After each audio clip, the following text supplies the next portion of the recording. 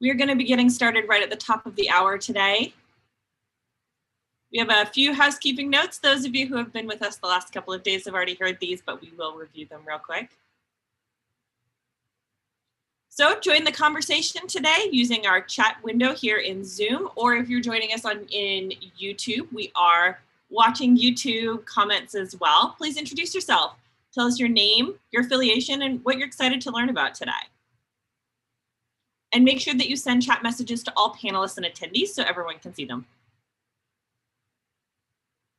We're not going to have any live Q&A today, but for the pre-recorded Allen Institute project talks, please visit our community forum at community.brain-map.org to submit questions for the project talk teams. They're monitoring the forum and they'll get back to you with answers. If you're having trouble connecting here in Zoom, you have a couple of options. You can view the event on our live stream on YouTube. It's the same content, just on YouTube instead of in Zoom. Click that drop down on where it says custom live streaming service in the top left of your Zoom window. And you will have the option to switch to YouTube. Or you can switch to phone audio to minimize the strain on your internet bandwidth.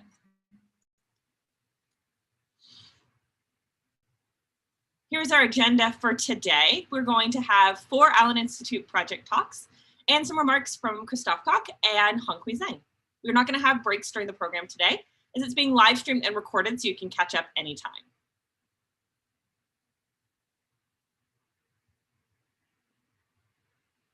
So again, welcome to everyone. Thank you for joining us for day 3 of our Showcase Symposium. We're going to get started right at the top of the hour, whether that be 9 o'clock for those of you joining us in Seattle time at 9 a.m. or wherever you are. So please join the conversation here in Zoom. Introduce yourself in chat. Let us know your name, your affiliation, where you're calling in from, and what you're excited to learn about today. We're also keeping an eye on the YouTube chat, so please go ahead and post that there as well if you want.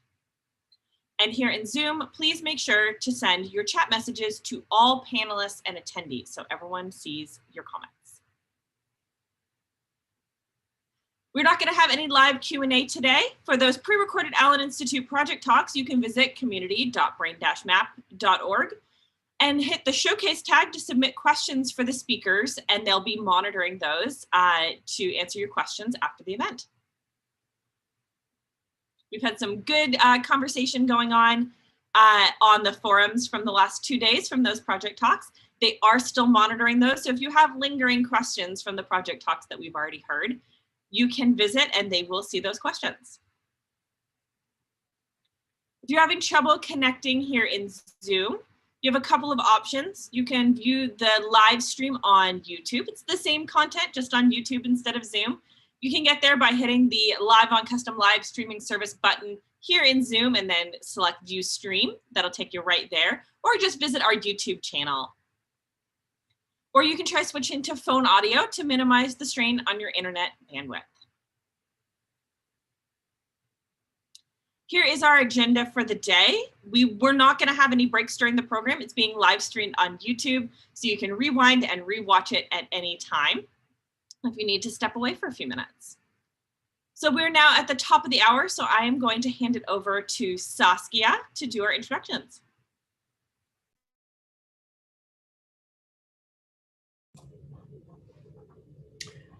Great. Thank you, Caitlin. Welcome to everyone to the final day of our virtual Showcase Symposium. My name is Saskia de Vries. I'm an assistant investigator in the MindScope program. Before we get started, I'm going to reiterate what Caitlin said. All of the pre-recorded talks today, are pre-recorded project talks, which means we won't have live Q&A, but we have some forums set up at the community forum where you can submit questions to the teams, where they'll answer them at that forum so that all your questions can be answered. This link will get dropped in the chat regularly throughout the event, and you can use the Showcase 2020 tag in the forum to find those threads if you need to find them. So as mentioned in the press release in April, the neuroscience research at the Allen Institute is continuing to evolve. The Allen Institute for Brain Science underwent a transformation this year, with Honghui Zhang taking the helm as they prepare to embark on a new multi-year plan to build on fundamental knowledge of cell types. The MindScope program that I'm a part of has split off as a separate entity within the Allen Institute. And we continue to pursue the understanding of the visual system with Dr. Christoph Koch as leading as our chief scientist. Today, we're going to have 4 project talks with Synaptic Physiology and the Patch-seq teams covering some of the latest releases from the Allen Institute for Brain Science. My team, the MindScope's Visual Coding 2-Photon team, is sharing our latest analysis work. And we'll also hear from the data and technology team about their work supporting data releases and knowledge integration across both divisions. So to start us off, Christoph will share some opening remarks about the MindScope program before introducing the Visual Coding project talk. Please welcome Christoph. Thank you, Saskia. First slide, please, Caitlin.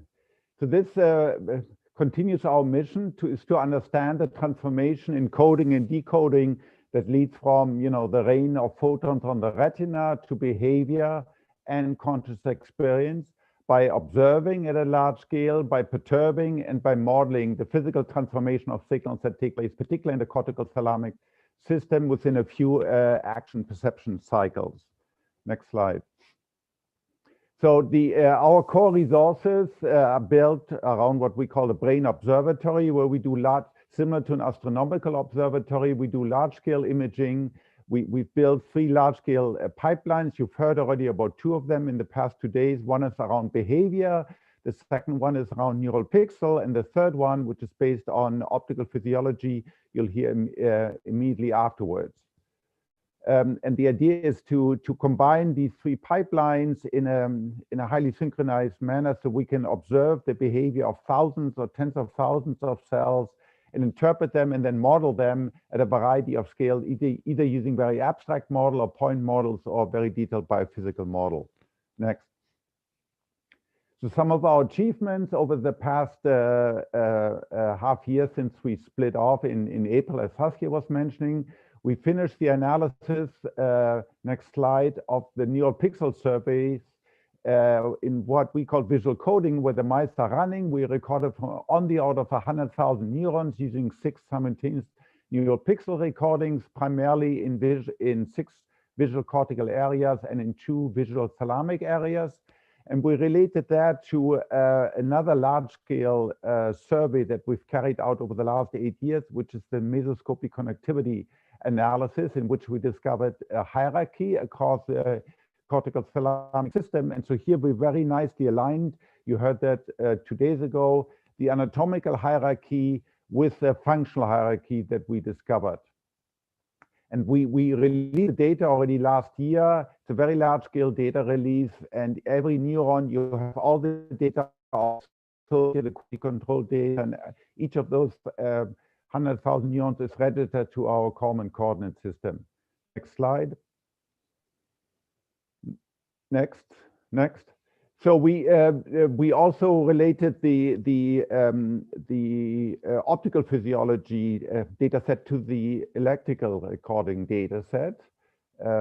That's on the second stage to review to understand the differences in the similarity in coding properties when you record electrical signals compared when you're recording from the same neuronal population, but you're recording optical signals using 2-photon calcium imaging. Next.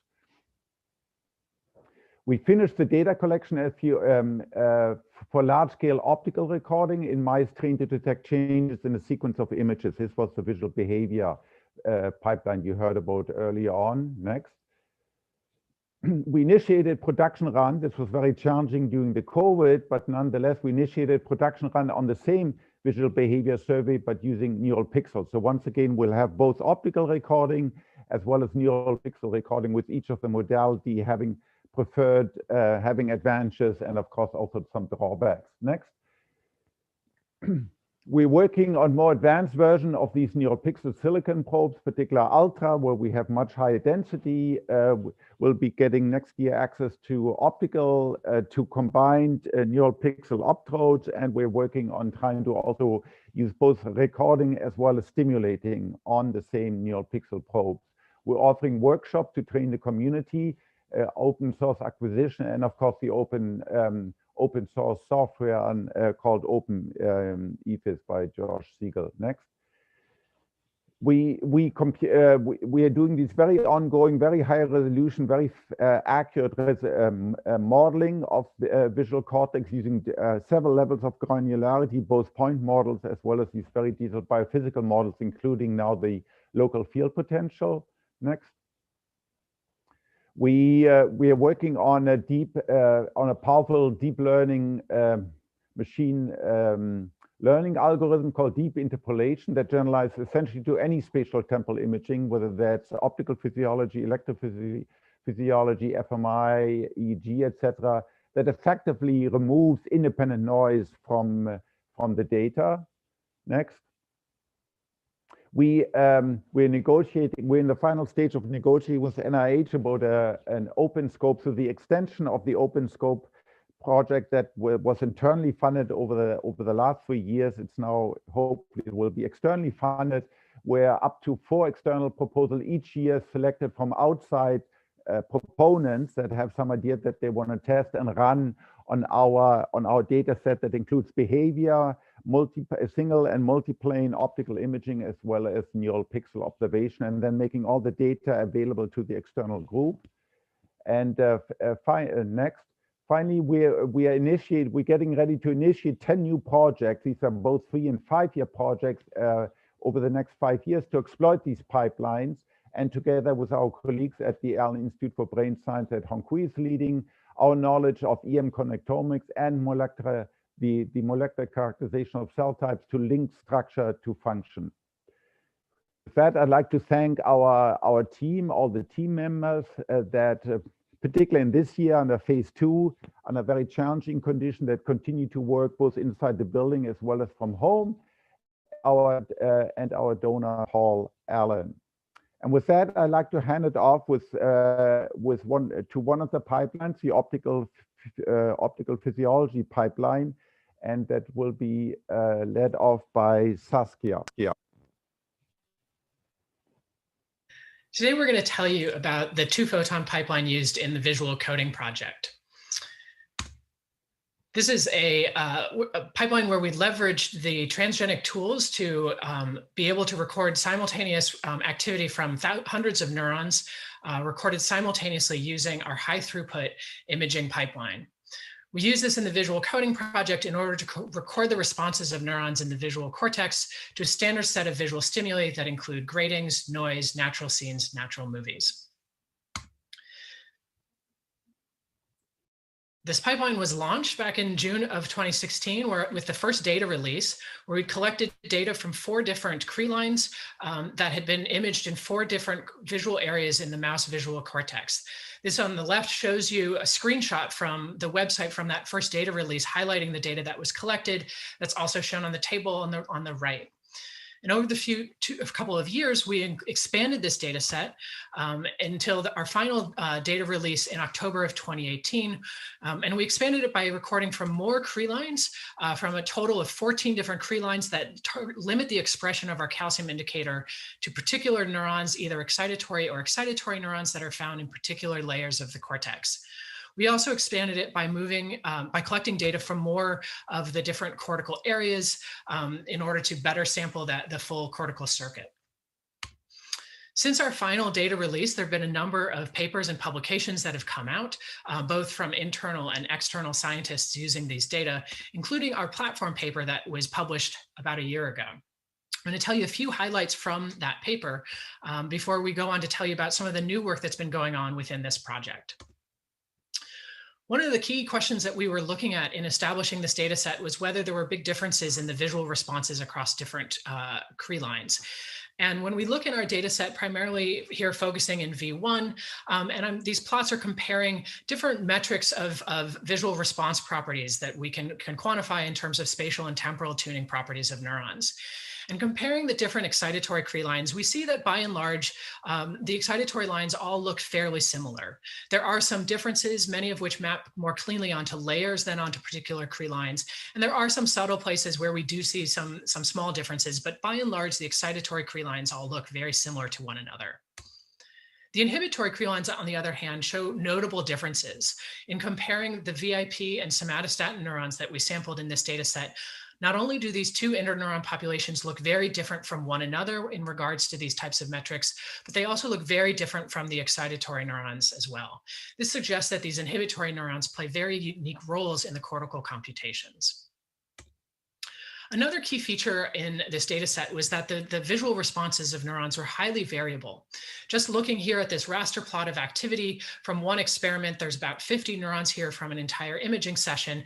You can see that different neurons are active at different times, and their reliabilities to the different types of stimuli that are shown, which is being shaded in these different colors, changes throughout the experiment. We analyzed this difference in reliabilities by doing a clustering analysis on the joint reliabilities of the responses to the different stimuli that we showed, which yielded this classification that I'm showing on the right. There's 16 possible classes that neurons could fall into based off of their joint reliability to the 4 stimuli that we included in this analysis. And you'll notice that not all of the possible classes are populated with any neurons. There's only a handful of classes here where we see any large number of neurons. And in fact, the largest class here is this one in black, which is our none class. These are neurons that don't respond reliably to any of the visual stimuli that we included in our data set. Other large classes here, in blue, we see the neurons that have reliable responses to the drifting gratings in the natural movies, where we think that the motion features of the stimulus are key to driving the neural responses. Whereas this band here in purple are the neurons that respond to natural scenes and natural movies, where we believe that the spatial statistics are the critical features. And so we see the segregation here of motion and spatial information. We do see on the far right in green is the neurons that respond reliably to all 4 of the stimuli in this analysis, which are a little bit more of what we were expecting to find in our data set. These neurons only make up 10% of the data, whereas we thought we'd see many more of them. When we look at this classification and we can compare it to how well we can predict the responses of the neurons using what we call a standard model. And you'll hear more about this in a vignette a little bit later. But this is a model that uses spatial temporal stimulus features to predict the responses of neurons. And overall, the performance of this model for our data set shows that most of the neurons are not particularly well predicted by this model. But when we look at how these different classes of neurons fall into this model performance, it begins to make a little bit more sense. The none cells, the 35% of the neurons that don't have reliable responses to the stimuli that we showed, really make the bulk of the data that we find here close to 0, 0 in the model performance plot. Whereas neurons that have reliable responses for both natural scenes and natural movies are reasonably predicted for the natural stimuli, while they're not well predicted for the artificial stimuli. When they've got reliable responses here, we're able to predict those responses reasonably well. Finally, the neurons that fall into our all category, these show actually good predictions for both natural and artificial stimuli. And we see some neurons with extremely high prediction performance, where the median values shown here at this red dot are close to 0.4 for each of those, which is what we'd expect to find based off the literature. So we do see kind of the textbook canonical neurons in our data set, but they are a minority of the neurons in the data set, making only 10% of the population. Finally, we can look at how these different classes of neurons are represented across visual areas or across Cree lines. And I'll just focus here on the differences across visual areas, where we can see that as we move across the different visual areas, the makeup of neurons across these classes shifts. So while 20% of neurons in V1 are none cells, this increases as we move into higher visual areas. And of the remaining visually responsive neurons, you see that there's more neurons now that are sensitive to motion than are sensitive to spatial information in these higher visual areas compared to V1, suggesting an enhancement of this motion signal in these medial areas that we believe are part of the dorsal stream.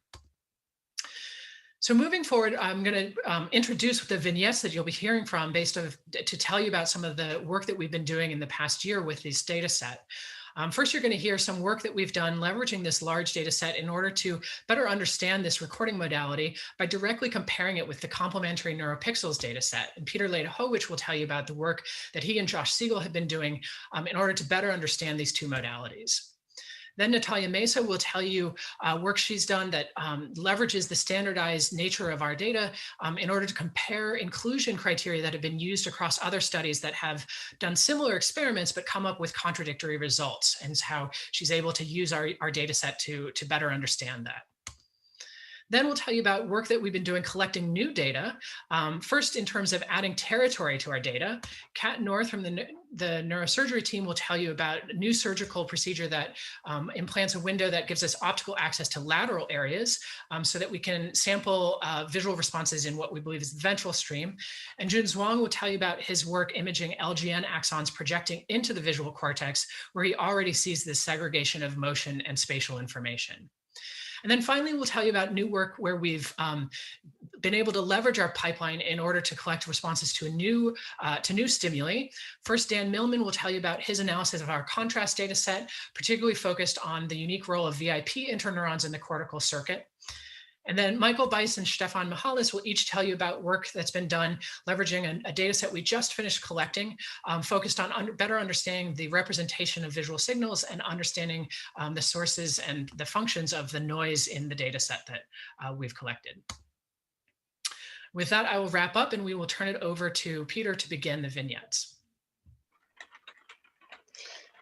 Extracellular electrophysiology and two-photon calcium imaging are commonly used modalities for measuring physiological activity with single-cell precision across large populations of neurons. While our field is aware that neither method provides complete information nor is free from bias, we implicitly assume that our scientific conclusions should be invariant to the choice of recording modality. But are they? Apples-to-apples comparisons across modalities are uncommon in the literature, but are critically important as the practical aspects of each method affect their suitability for different experimental questions.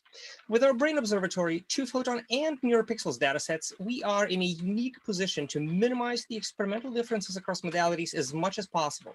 Sure, the polytrodes record neurons orthogonal to the cortical surface, while two-photon records in a plane parallel to it, but at least we have ensured a common quality controlled surgical pipeline, presentation of identical stimuli, and the recording rigs are designed to be as similar as engineering will allow. So how do evoked responses in visual cortex recorded in awake mice under these highly standardized conditions differ between imaging and electrophysiology? First, across all stimulus conditions and all visual areas tested, we observed a larger fraction of responsive neurons in electrophysiology.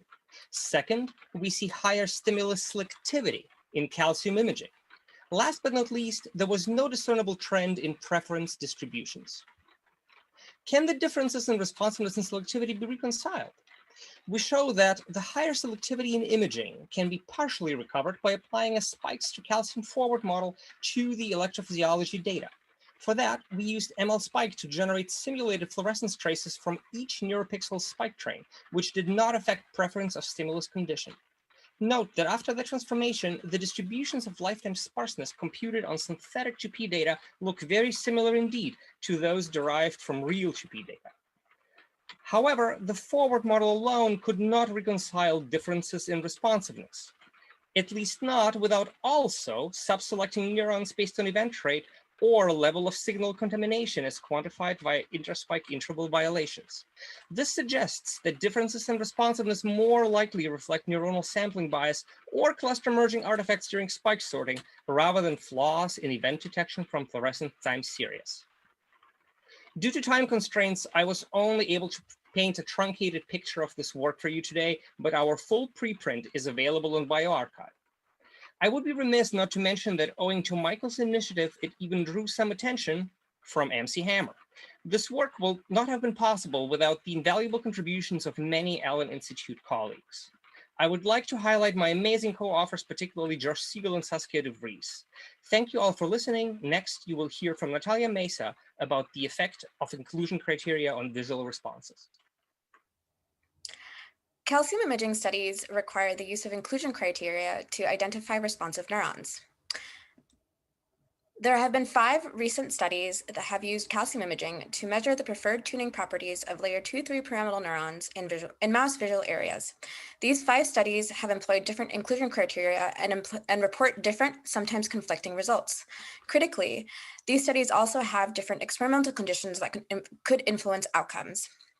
This figure on the right shows the different mean temporal frequency, orientation selectivity, and directional selectivity values in the 5 studies across areas, showing the discrepancy between the studies. In our study, we examined how different inclusion criteria can impact reported tuning properties. We did this by applying the different inclusion criteria used in the 5 studies to the brain observer dataset, selecting different subpopulations from the larger standardized dataset. Changing inclusion criteria affected the mean tuning properties of the resulting subpopulations, shown in the figure on the left. We found that the different inclusion criteria mainly differed in how stringent they were, basically how responsive neurons needed to be in order to be included. We found that the mean preferred tuning properties, particularly temporal frequency, of visual areas changed markedly depending on inclusion criteria, such that the rank order of visual areas based on their tuning properties changed with the percentage of neurons included. Figure on the left shows how the properties changed based on the percentage of most robust neurons included. This can also be seen on the figure on the right, which shows the mean temporal frequency, OSI, and DSI based on whether all cells are included or only the top 10% most responsive. It has been suggested that differences in temporal frequency tuning suggest a hierarchy of mouse visual areas. Our results call into question the results of previous studies and our current understanding of the functional organization of the mouse visual cortex. Next, Kat's going to tell you about lateral window surgeries. Hi, my name is Kat North, and I am a research associate for the Neurosurgery and Behavior team here at the Institute. And today I will be talking about the development of the visual coding lateral HPC.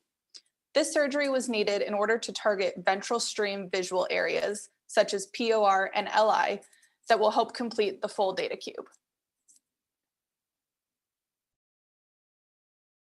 In 2019, Jennifer Luviano and myself developed a lateral version of the standard Allen Brain Observatory HPC surgery. The goal of this surgery was to have access to more lateral areas while still utilizing standardized hardware and making minimal modifications to the head frame placement process. Using the dovetail clamp and stylus, as seen here, the skull is leveled in regard to yaw, pitch, and roll. After the skull is level, the stylus is swapped out for the Allen Brain Observatory titanium head frame, as seen here, and then lowered until almost touching the skull. Before fully making contact between the head frame and the skull, the animal is rotated up to 7 degrees, and then the position of the head frame is adjusted to be slightly posterior and lateral of the standard placement. However, the magnitude of these adjustments does vary depending on the size of the animal. Once the head frame is properly positioned and cemented in place, the result is an animal with a more laterally placed window that can still be properly clamped into pipeline ISI, behavior, and other platforms. Lastly, I just wanted to show the outcome of the new window placement compared to the original HPC. Here we have the standard V1 window placement, where you can see that targeting POR and LI is pretty difficult.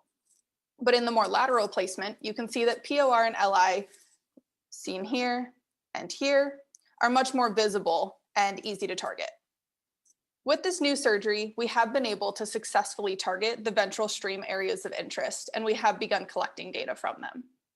And next, June will be talking about LGN axon imaging. Thank you. Hi, my name is Jun. And in this study, we're interested in the major feed-forward input from the visual thalamus, LGN, to V1.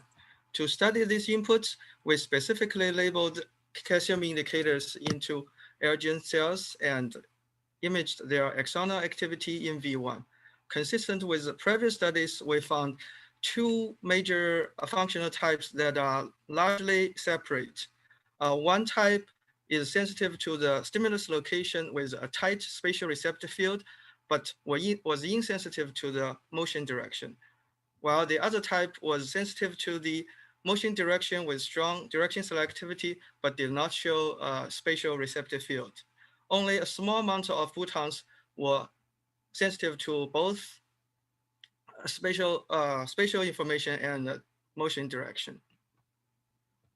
Next, we studied the spatial organization of these 2 types by grouping individual botons into axon segments based on their correlated activity, we compared the boton spread between these two types of axons.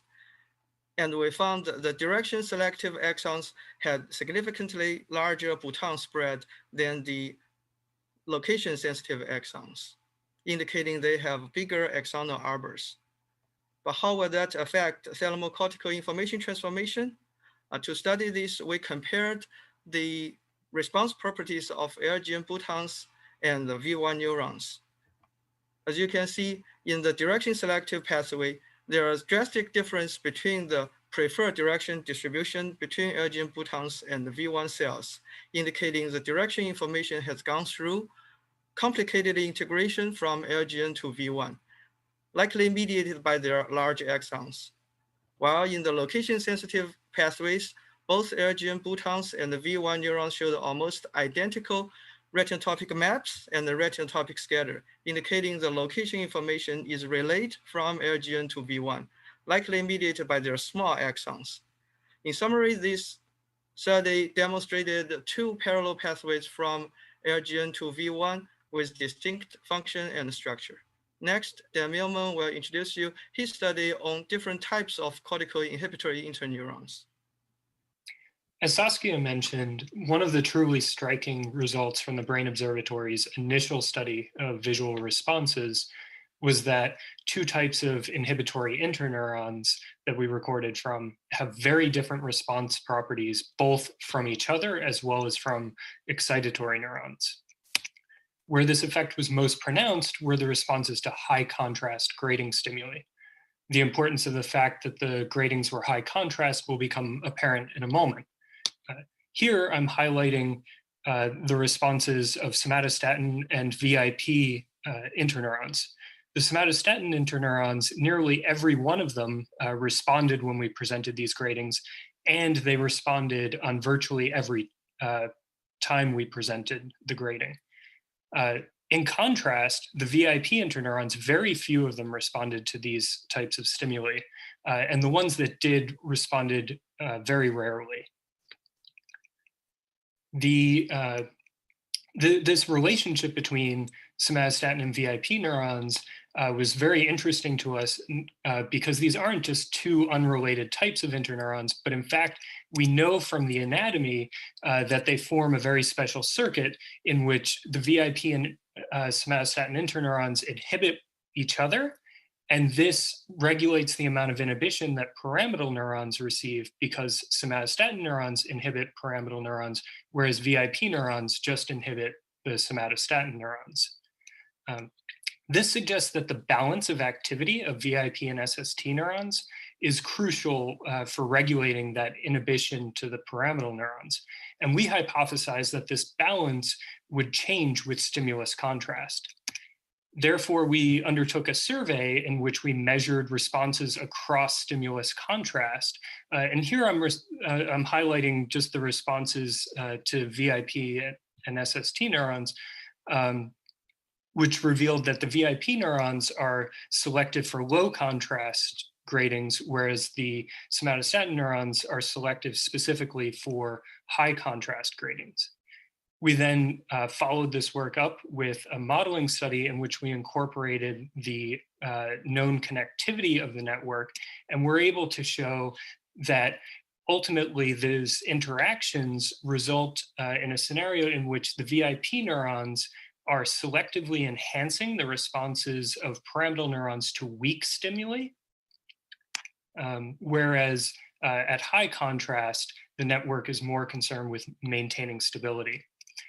And now Michael will tell you about yet another new stimulus that we've explored. Hi, I'm Michael, and I'm going to introduce the signal and noise dataset.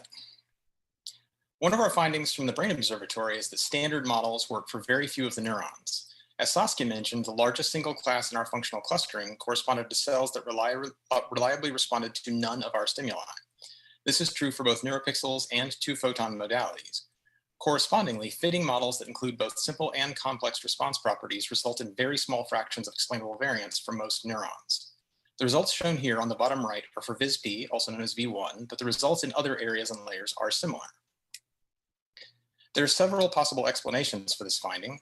One important possibility is that neurons respond to very sparse features of the visual field. Our stimuli, designed for breadth, cover a very limited set of natural stimuli, and it is possible that we are simply not showing the visual features necessary to drive visual cortical neurons. It is also possible that our models are not sufficiently complex, but our current data set, again designed for breadth, does not contain a dense enough sample of visual features to train more complex models. Next, taking into account the architecture of the mouse visual system may turn out to be extremely important in predicting neural responses. At the same time, the nature of these responses may depend in very specific ways on the computational task that best describes the mouse visual system, a system likely to be very different from the primate. Finally, the observed variability may itself be a feature of neural computation. The signal and noise dataset was designed to address the hypotheses of sparse responses and neural variability. The idea of this dataset is to expose neurons to an extremely large battery of unique visual features by using the ability to return to the same set of cells over several experimental sessions to record responses to hundreds of minutes of natural movies, while at the same time using a repeated testing stimulus with hundreds of repetitions. Specifically, we have designed 10 sessions that each use 50 minutes of unique clips from various nature documentaries with a 1-minute clip for testing that is repeated 20 times in each session. On the right, you see a preliminary result using a pilot test of this dataset that demonstrates our ability to fit more complex models to the neural responses. In this case, we have compared a multi-layer convolutional network model to a model similar to the standard model I previously showed. You can see that for most neurons, we have improved predictive performance. Next, Stefan will describe efforts to characterize the variability of neural response. Hello, I'm Stefan, and I'm going to talk about the analysis of the variability and trying to see if it is a bug or a feature of the computation. The responses to repeated stimuli are highly variable. Here we look at the responses of a representative cells to repeats of a natural movie. The inner red circles show the activity to individual trials, while the outer blue circle shows the average activity. Even for the preferred frame, the response is highly variable, as seen in the histogram on the right.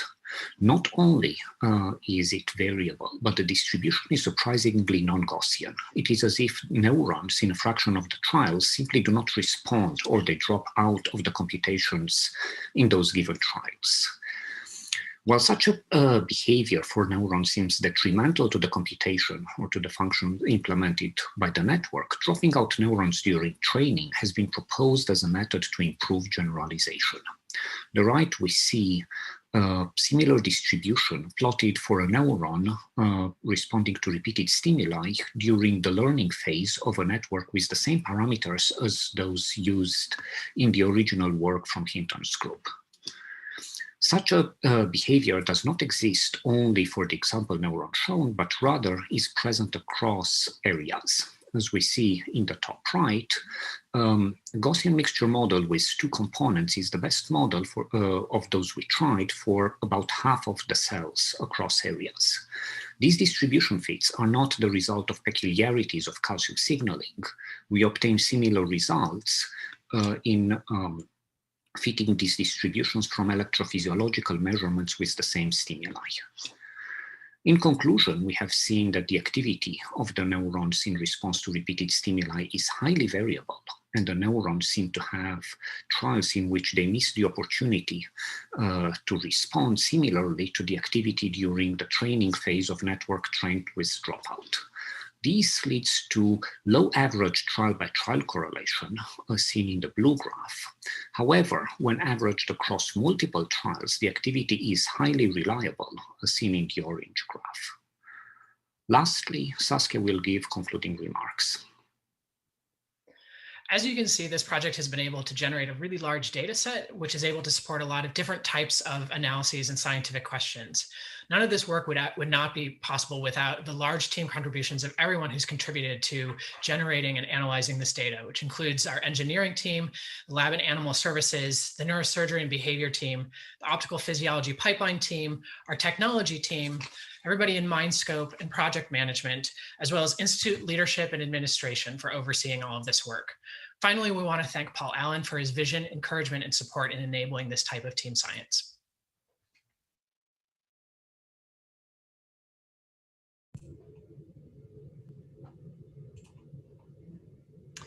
Great. As a reminder, we won't have live Q&A for the project talks, so you can go back to the community forum to submit a question to the team. The link should be dropped in the chat any moment now for you to be able to do that. Next, we have a project talk from the Synaptic Physiology team for the Allen Institute for Brain Science. This team released their first major data set last fall in 2019, and will share the latest progress characterizing the interlaminar connectivity and synaptic signaling between neurons and cortex using in vitro electrophysiology. So welcome the Synaptic Physiology team. Hi, I'm Tim, and I'm a member of the Synaptic Physiology team. Today, Luke, Travis, Lisa, Stephanie, and Jessica and Tom are going to be presenting data vignettes. You have or will hear about several important projects related to our work. For example, yesterday you heard about how the transcriptomic pipeline is using gene expression to delineate different neuronal cell types. Later today, you'll hear how this transcriptomic definition of cell types relates to the electrical properties and the local morphological properties using the Patch-seq technique. With knowledge of the morphologies of MET types, that is the morphologically, electrophysiologically, and transcriptomically defined cell types, we can make predictions about how these MET types are connected. For example, for this SST type, we'd predict that the majority of connections are found either in layer 2, 3, or layer 5. But this doesn't tell us whether these connections are formed onto the dendrites passing through those layers or the somas living in those layers, nor does it tell us about the identity of those cells.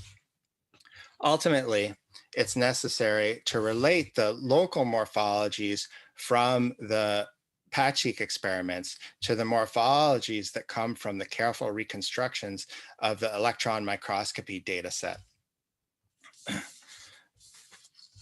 What synaptic physiology can uniquely inform is how the synapses that we see in these electron microscopy reconstructions transform presynaptic action potentials into postsynaptic responses. So does, for example, the strength of a connection increase with activity? Does it facilitate? Does it decrease with activity? Does it depress? Or how reliable is this connection? Is it highly variable, or is its response from trial to trial fairly consistent? Luc Campagnol is going to tell you how we can use these features to generate a landscape of synapse types. Understanding how synapses transform information is a key step to building models that are going to be necessary to generate hypotheses about how the cortex processes and stores information. And here we're showing a matrix generated from our data of the connectivity among subclasses of neurons. And when I say subclass, I mean, what you would think of as traditional cell types, parvalbumin, SST, and VIP. And for excitatory types, they're either delineated by their layer or their projection. Do they project within or outside of the cortex? To learn more about how to access this data or what's in their data set, you can do it via our Synaptic Physiology landing page, which, like all Allen Institute products, you can access via the brainmap.org portal. Our description of connectivity, strength, and how that strength changes with activity nicely complements the anatomical description of connectivity coming from the reconstructions from the EM data set for mouse and also for human. So like EM, we obtain our data from slices of brain tissue in the mouse and the human. We measure connectivity, strength, and dynamics using electrophysiology.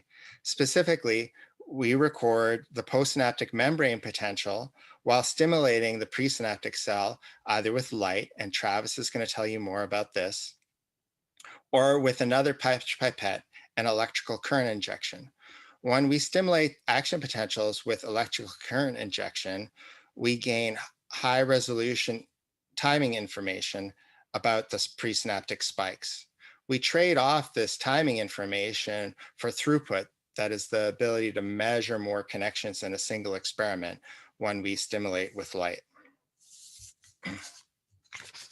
We target cells from different subclasses using transgenic mice. Of course, we can't use these same tools in the human. In the human, we need to rely on features gathered during or after the experiment. And Tom Chartrand is going to tell you a little bit about this as well. A lot of what we know about cortical microcircuits comes from paired recordings. And of course, we are not the first to do this. But what our work uniquely does is allows us to make comparisons between different connections because we've standardized the conditions and the animal models.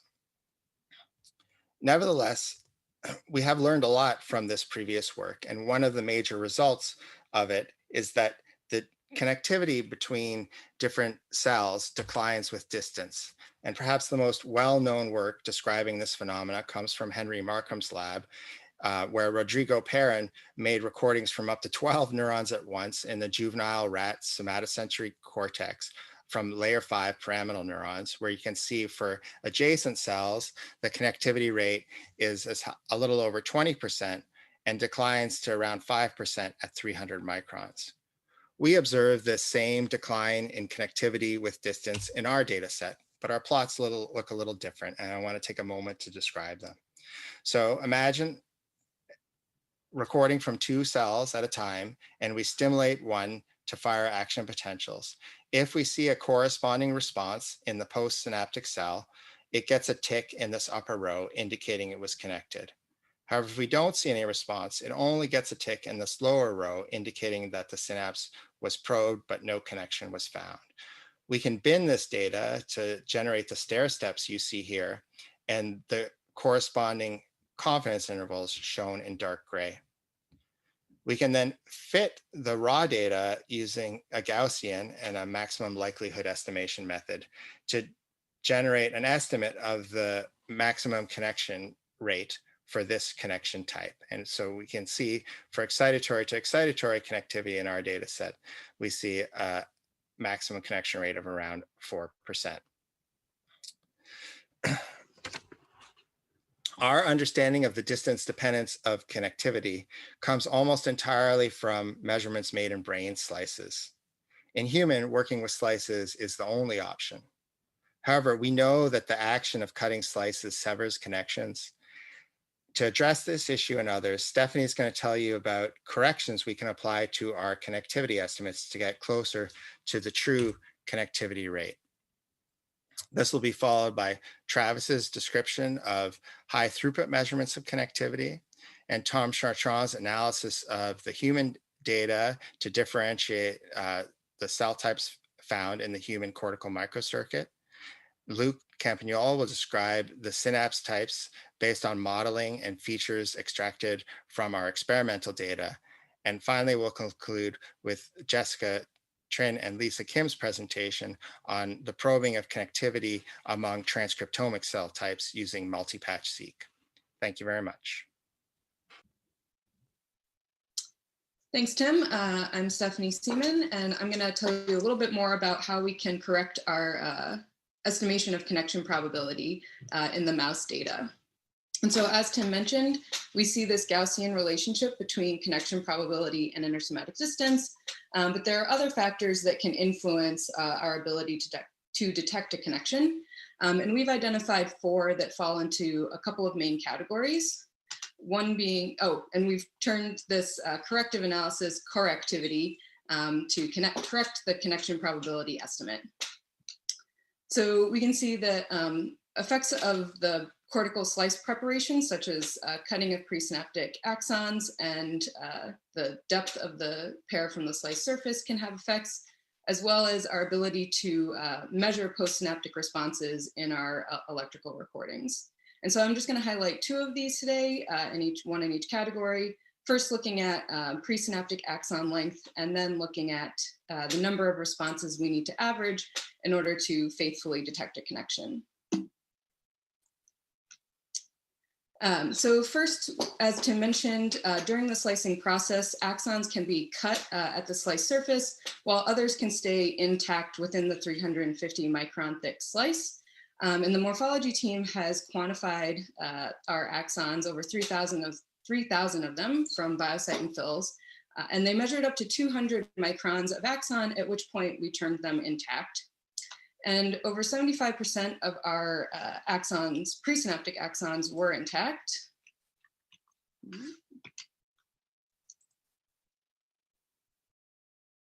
And so we can see that as we increase the length of the presynaptic axon, the likelihood that we find a connection increases.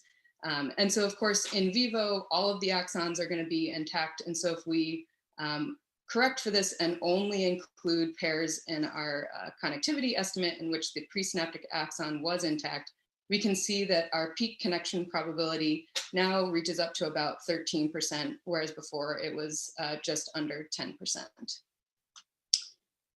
Independent of slicing artifacts, our ability to detect a connection comes from the number of postsynaptic responses we can average together.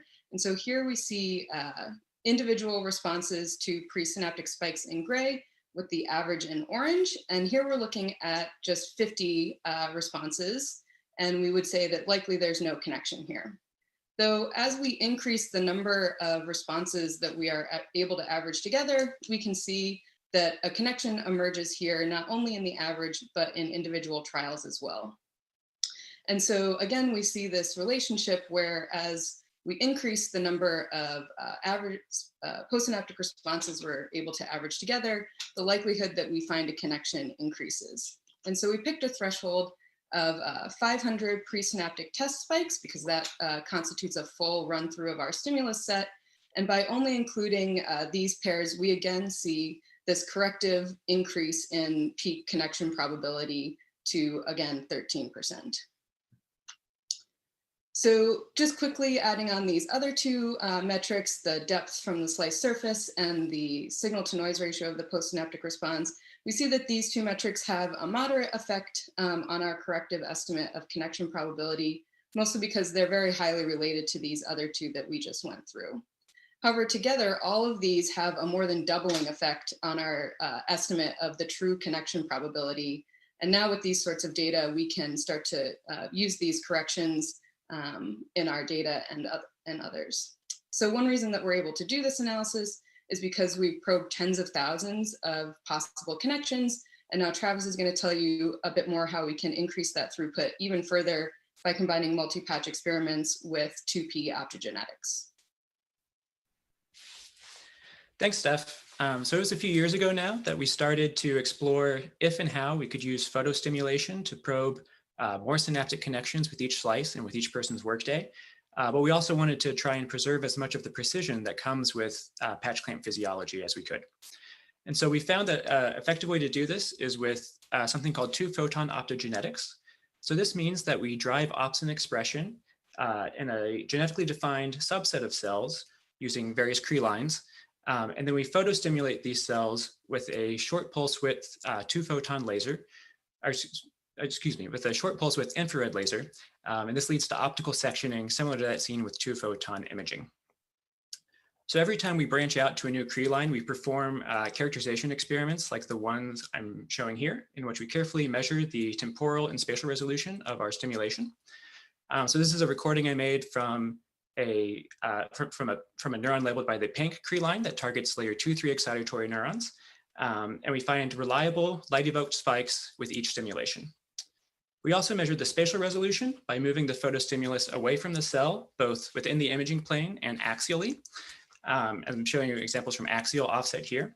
And from these kinds of experiments, we know that the spatial resolution approaches the dimensions of a single cell, but there are likely to be cases where we activate more cells than the ones that we target, especially if there are two or more opsin expressing cells that are axially aligned with each other. This is one of the trade-offs that we make for the increased throughput of photostimulation.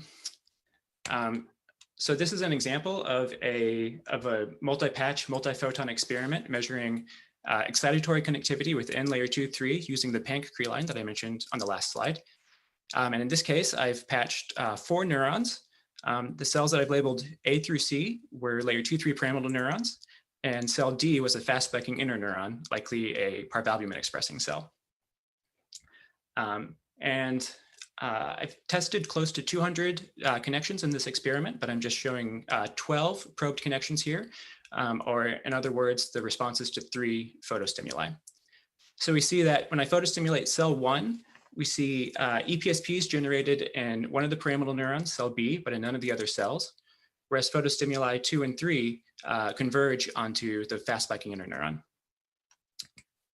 And so finally here, I've combined data from across experiments into a map of excitatory connections formed onto layer 2-3 pyramidal neurons. And I've color-coded the presynaptic cells according to their Cree line. And so to the right, I have estimated the connection probability as a function of the presynaptic cells' distance from the pia. So within layer 2-3, we see recurrent connectivity a little below 5%. And moving down to layer 4, we're now looking for the canonical layer 4 to layer 2-3 feed-forward projection. And we find it, the connection probability more than doubles to be close to 10%. And we also find that layer 5 IT neurons are a significant source of excitation to layer 2-3 pyramidal cells.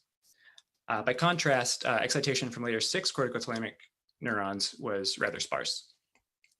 So we can compare this to the excitatory projections to layer 2-3 fast-spiking interneurons. And we find that within layer excitation is several-fold higher to these cells than it was to nearby layer 2-3 pyramidal neurons. And this difference is similar to what's seen in the ground truth multi-patch dataset. Here we also see significant translaminar excitation coming from layers from excitatory neurons in layers 4 and 5 up to those layer 2-3 fast-spiking interneurons. And in fact, the connection probabilities here are similar to what we saw for the layer 2-3 pyramidal cells. So we hope to continue to use this hybrid technique to probe connections throughout visual cortex. And we hope that the data can inform models of the cortical microcircuit and further our understanding of subclass and cell type specific synaptic connectivity. So far, the data that Steph and I have talked about has focused on connectivity, but as Tim described, the synaptic physiology data is super rich. And so up next, Tom is going to discuss how connectivity and some of these other features correspond to subclasses and cell types in the supergranular layers of human cortex. Thanks, Travis. Yeah, so my home is as a scientist in the human cell types program, but I'm going to be speaking to you today about a collaborative project with the synaptic physiology team in analyzing their human cellular connectivity data in terms of human cell type. So this data set from synaptic physiology, the bulk of it is excitatory cells in layers 2 and 3, supergranular cortex. It turns out that this is also what we've focused on in our initial manuscript for the human IVS-CC Patch-seq pipeline data. So this is a manuscript that's currently under revision and is available at bioRxiv. The primary conclusions from this manuscript, which I'll share with you for those who aren't familiar, were that we have a dramatic variability and diversity of cell types in layers 2 and 3 in human, to an extent that we, in stark contrast to what we see in mouse. We think this makes sense as accompanying the evolutionary expansion of supergranular cortex in primates. And when we dive a little bit more into this variability, we see it takes 2 forms. There's one T-type, the FREM3 transcriptomic type, that shows dramatic variability through layers 2 and 3, and it's found in all depths of layers 2 and 3, with the morphology increasing through the size increasing through the depth, and then also electrophysiological properties like SAG and the action potential shape and the latency and response to stimulation all change in an extremely structured way through that depth gradient. The other form of diversification we see are 2 T-types found deep in layers 3 that are unique in the sense of not being found in layers 2 and 3 in mouse. So if we do the cross-species transcriptomic homology mapping, these 2 types correspond to T-types found in layers 5 and 6 of mouse. So those are IT cells in layers 5 and 6. They're also distinct in the human among the human cell types morphoelectrically. So the CARM1 type resembles a deep FREM3 type, so these very deepest ones, and this COL22 type resembles more like a layer 4 cell, but it's found over the border into layer So can we make sense of the connectivity properties by using what we know from that analysis of the human cell types transcriptomically? Well, we certainly, as Travis was mentioning, we don't have, we can't target cell types genetically, but we do have three sources of information. We have the depth of the cells, which we've annotated precisely within layer. We have morphological annotations on a subset of cells that help us distinguish spiny or aspiny for excitatory or inhibitory cells. And we have electrophysiology from an accelerated intrinsic physiology protocol that's run in these experiments we can use to characterize these cells. I'm showing a projection of that data down to 2 dimensions. And you can see it certainly doesn't neatly segregate each of these types, as we don't have the T-type resolution that we might like, but we can distinguish inhibitory cells, so we can verify that the inhibitory cells form a distinct fast spiking group out here, most of them. You can also distinguish the layer 4 cells, both those cells in layer 4 proper and the layer 4-like T-type I was mentioning before. And when we remove those cells, the remainder of layer 2-3 cells show structured depth-driven variability as we would expect at the SCC observation. Now, if we analyze the connectivity in light of this, so by splitting out those different types and with the core layer 2-3 types distinguishing superficial and deep layer 3, we do see that there is difference in connectivity between deep layer 3, superficial layer 3, where the deep cells receive fewer connections from layer 2. We can also look at the plasticity, the short-term plasticity of connections according to these cell types and according to depth. And we see that its deepest layer 3 cells, when they're presynaptic on a connection, form more depressing connections. So this shows this trend continuously with depth and shows that it's much stronger in the human data than in mouse. And if we look at this alongside action potential properties, here the upstroke downstroke ratio, we see that forms a possible mechanism for this trend. We see a very strong correlation between these action potential properties and the plasticity in this particular type. So this is one snippet, one way of understanding how synapse plasticity properties might vary in a structured way for a specific set of cell types. Luke's now going to step back and look at synaptic properties across the whole data set and distinguishing those into synapse types. Thanks, Tom. So far, we've heard a lot about synaptic connectivity, so I want to pivot a little bit and talk more about the behavior of the synapses that we've been recording from. Synapses are really complex machines. There are several steps involved in transmitting signals from the presynaptic side to the postsynaptic. And each step of the way is an opportunity for the synapse to modify the signal, to add some kind of functional computation. And each step is a point that can be regulated by ongoing activity and by the environment around the synapse. And especially this can depend on the types of cells involved, both the presynaptic and the postsynaptic cell types. A major premise of our project is that within all of that complexity, there are some simpler rules that tie everything together. So to uncover those rules, we're using a 2-stage process. First, we developed a mathematical model of a synapse where we tell the model only when action potentials arrive at the synapse, and then the model's job is to predict the strength of each synaptic response. And then as we tweak the parameters of the model, we can see which sets of parameters do the best job of explaining our data. So for example, I'm showing you here results from 2 different synapses in red and blue. Each point in this heat map shows the performance of the model when we set the value of 2 parameters. We have on the y-axis release probability, and on the x-axis the number of release sites. So we can see that the blue synapse here is better explained by models that have a lower release probability compared to red. And there are many, many more parameters. I think it's really about a 10-dimensional space with millions of points in it. But here I'm just showing you a thin slice of that space. So this already gives us some information about how our synapses work. But the really cool thing is that now we have a different fingerprint to describe each synapse with exactly the same structure. And that makes it possible to use machine learning techniques to automatically categorize our synapses. And when we do that, we find some things recapitulated that we already knew, combined with some interesting new results. The first thing that pops out is a separation between excitatory and inhibitory synapses. Shown here in blue and orange groups, the blue are the excitatory. If we color these by their mouse Cree lines or by species, we can see a lot of organization. So again, on the left, we have all excitatory synapses, but now color-coded by the postsynaptic cell type. Whereas on the right, we're looking at inhibitory postsynaptic types.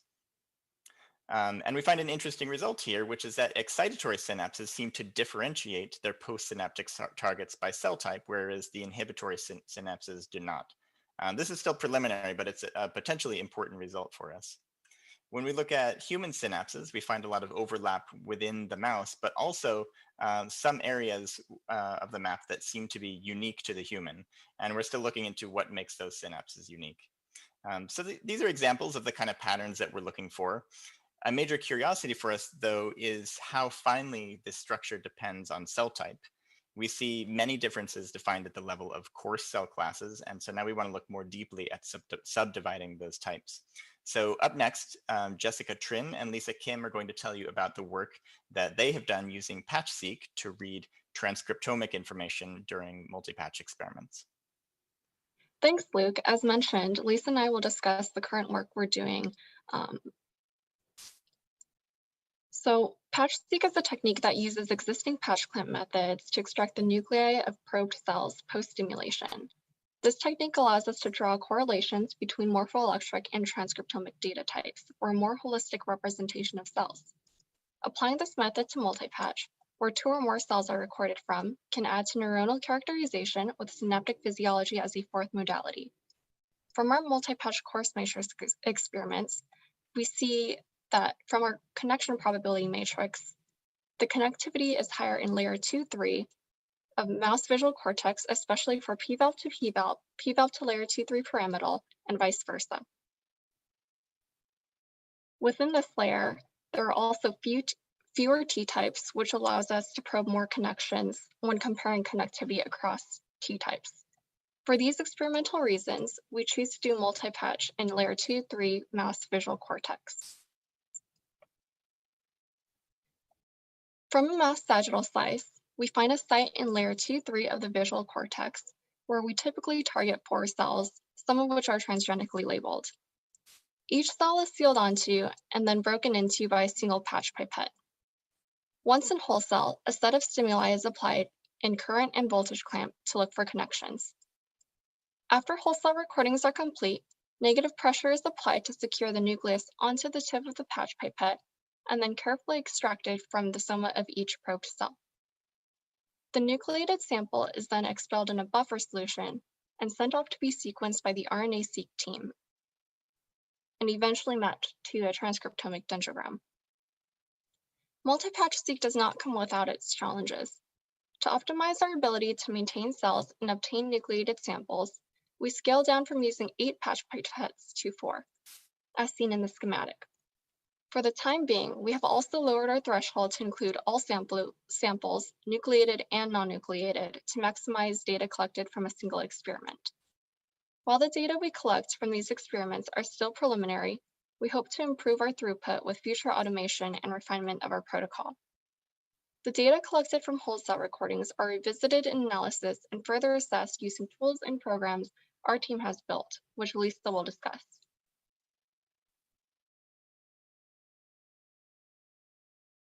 Thanks, Jessica. So one way we analyze this data is by comparing the patterns of connectivity between cell types and the transcriptomics data.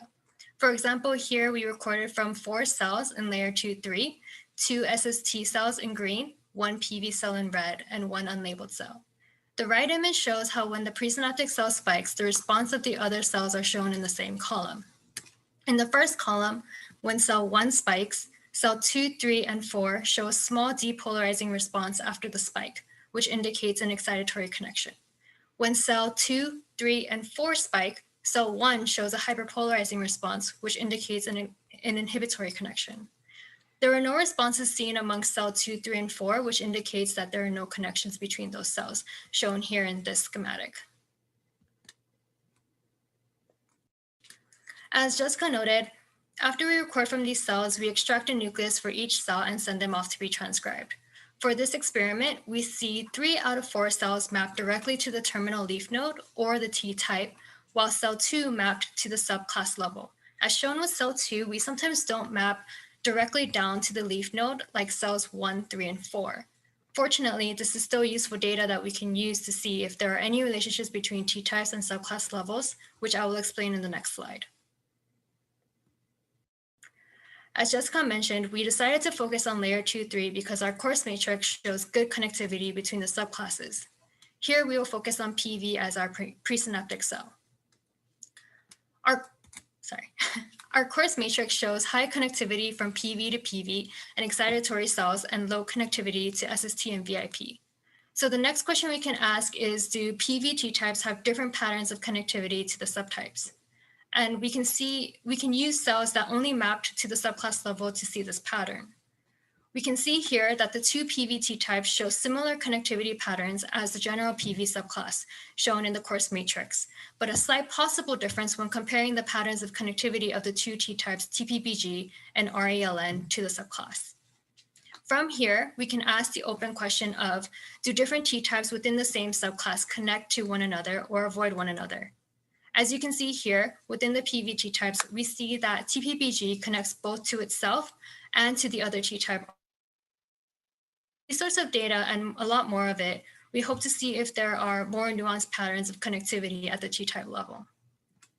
We currently have 3 modalities of defining a cell type, MET: morphology, electrophysiology, and transcriptomics. With multi-patch-seq, we can see if connectivity patterns constitute a fourth modality by which cell types can be classified. As we move into the new year, we plan to continue our efforts of collecting more multi-patch-seq data while refining our Patch-seq protocol and automation of data acquisition and analyses to improve our data quality. This concludes the Synaptic Physiology Pipeline presentation. If you have any questions about the work our team is doing, please join us at 12 p.m. for our Q&A session. We wish to thank Paul Allen, the Institute founder, for his vision, encouragement, and support.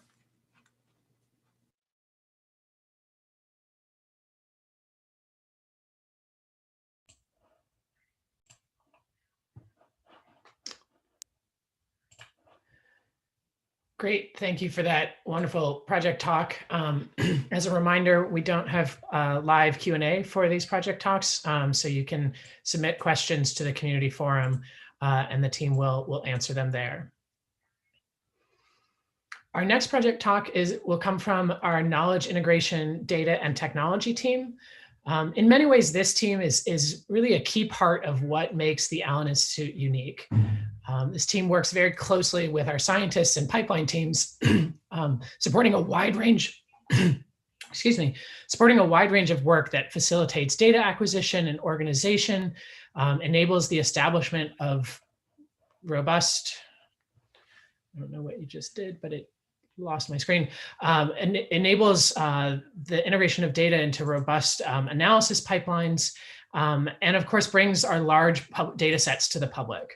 With 14 petabytes of data between the Allen Institute for Brain Science and the MindScope program, you can imagine that this is no small task. And anybody who has worked with any of our data has benefited from the hard work of this team.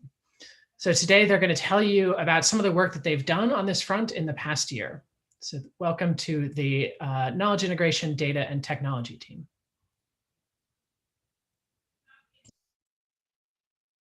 My name is Dan Kettner, and I'm part of the informatics team within the Data and Technology group. I'll be introducing our groups and vignettes today. At the highest level, the data and technology teams enable team science, big science, and open science by transforming data to knowledge. Our group's contributions to the Institute's impact start with the data generated from an environment of specimens, equipment, and experiments.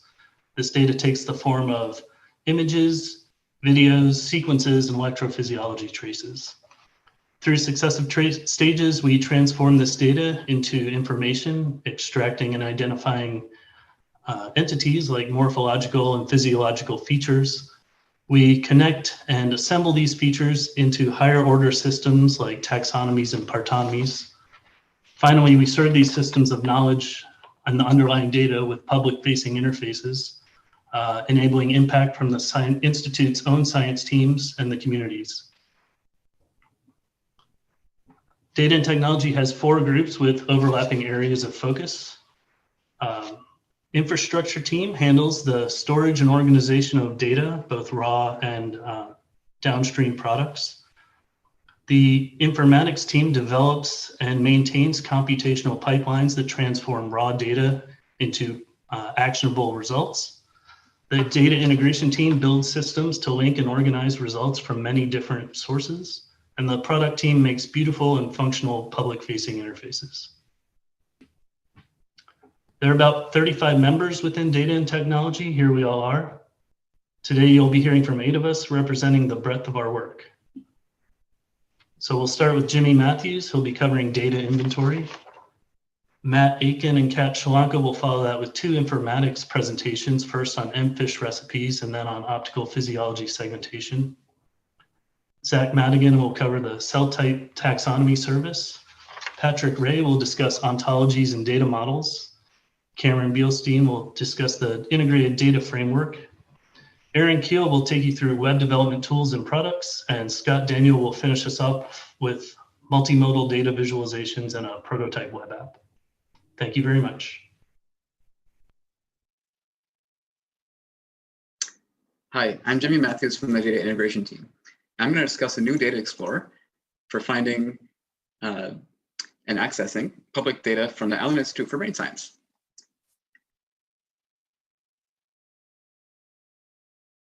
Researchers can search through more than 60 high-quality data collections, encompassing over 4,000 brain tissue samples, millions of cells, and a variety of assays. This explorer also provides access to data from the Brain Initiative Cell Census Network, in which the Allen Institute plays a leading role. Through the Brain Cell Data Center, or BCDC, we coordinate releases of data from scientific collaborators produced by dozens of universities and research institutes that are funded by over 25 NIH grants. These data sets are listed alongside Allen projects in the data inventory pages, giving the scientific public a comprehensive view of over 100 data collections representing the state-of-the-art in brain science evidence. Let's say you're a researcher in New York, China, or right here at the Allen Institute, and you're working on a theory that predicts, say, neuron morphology using a stochastic process model. Preliminary experiments with workhorse data sets were successful, but you have a hunch that key parameters will need to be tuned from RNA transcriptomic profiles along a gene set identified by your lab. You're about to move on to other projects when a colleague recently back from a conference says, why don't you take a look at the Allen data? So you head to the Data Explorer. It's an immediate, transparent listing that gets right down to the data sets. You start by filtering by data modality, in this case, cell morphology. You're presented with a series of data sets with enough information to decide what's pertinent to your research effort. In this case, mouse Patch-seq neurons in the mouse primary visual cortex as part of the Allen cell type database. After going deeper, it's easy to get access to the underlying data housed at the archives Nemo, Bill, and Dandy. Later, you discover that after improving your model with the Patch-seq transcriptomics, the model ends up providing some novel correlations with the other features observed as part of that project. So you return to the platform and see what else you can integrate into your research story. You take a closer look at mouse cell types data, the fMost whole cell morphology reconstructions, and follow links out to other visualizations and dashboards provided by other Allen Institute web products, like the Transcriptomics Explorer.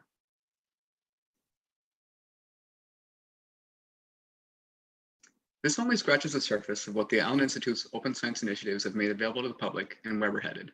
The web pages I've walked you through are the beginning of a new platform being developed to connect neuroscience knowledge and data from many sources. New visualization, analysis, and search functionality will be released through this platform. Next, you're going to hear from Matt Aiken on E-phys experiments. Hi, I'm Matt Aiken of the Marmot Informatics team. Jimmy has just talked you through the breadth of data and knowledge that's been curated by the Allen Institute. And I'm going to take you through a small snapshot of how the technology teams help scientists generate this data. Specifically, I'll be talking about E-phys, which stands for multiplex fluorescent in situ hybridization. It's a mouthful, but it basically means attaching fluorescent probes to little gene segments so that you can see where in the cell that they're being expressed. This experiment is quite complicated and requires a lot of pre-processing in order to run effectively. In order to run the experiment, we need a batch of data, which we're collectively calling a recipe, which includes the reference data that we need, like the transcriptomic record for the cell, reagents, like the probes that will actually fluoresce and show the results, and then an operating procedure so that the experimental setup knows what to do. In order to help the scientists design this experiment, we're creating a simple web interface that will let them collect everything they need for this recipe. They'll be able to customize experimental parameters, run experimental analysis to see the validity of their experimental design, visualize some of the experimental charts and graphs that they need to make those decisions, and retrieve past recipes that they've created for comparison. All of this we've built using AWS-backed services for a quick development time and ease of use. We use React and Flask to create a simple web interface and backend, and AWS services such as DynamoDB and S3 for storing data, and Fargate and Lambda for processing the pre-processing tasks. I'm now going to turn it over to Kat to talk about E-phys segmentation, which will be data going on through the next step of the process. Hi, y'all. I'm Kat Shalanka from the Pika Informatics team, and today I'm talking about our recent overhaul of cell segmentation. So, as y'all probably know, we use 2-photon microscopy to produce movies of mouse brain activity. However, these movies are hard to consume and analyze downstream. One thing we do to make it easier is determine which areas of the movie contain cells. This is cell segmentation. Here you can see an example of segmented areas overlaid on a maximum projection image of the mouse brain. Before we dive too deep into the specifics, I think it's useful to discuss what informatics products are and why we were motivated to refactor segmentation. First, we provide software libraries and development toolkits for data access and analytics. Our pipelines produce the data that we make available to the scientific community, and our data are used in peer-reviewed scientific papers. It's critically important to have transparent, reproducible, and easily explainable methods. The previous implementation of E-phys segmentation produced good results, but did not meet those goals. So we started the process of refactoring. We decided to leverage an open source package called Suite2P to segment regions of interest, or ROIs, in movies of brain activity. It worked well, but there was a slight catch. According to our protocol, we should only include cell somas in the dataset, but not all ROIs that Suite2P identifies are cells. These other regions can be dendrites, boutons, or sometimes even just noise. We needed a machine learning model to automatically classify whether an ROI was a cell or not. Training such a classifier requires many examples of both cell somas and non-cells. The model learns how to categorize the examples. It sounds easy, but there is a big roadblock. That nice ground truth data set just doesn't exist. We knew we needed to utilize the knowledge of our scientific collaborators, so we developed a tool for them to annotate ROIs and produce our training data. On the right, you can see a screen capture of our annotation tool. By leveraging AWS SageMaker ground truth infrastructure, we were able to deploy this tool in just about a month.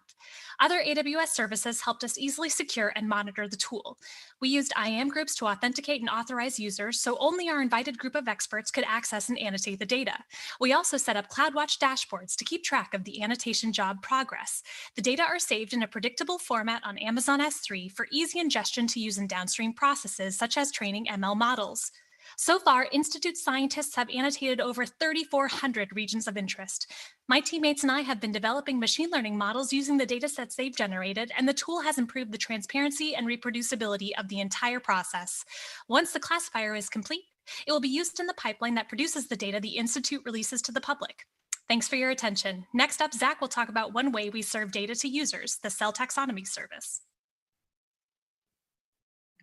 My name is Zach, and I'm going to talk about the cell type taxonomy service. Once data has been generated, there needs to be a way to store and manage it in a useful way for our internal users and collaborators.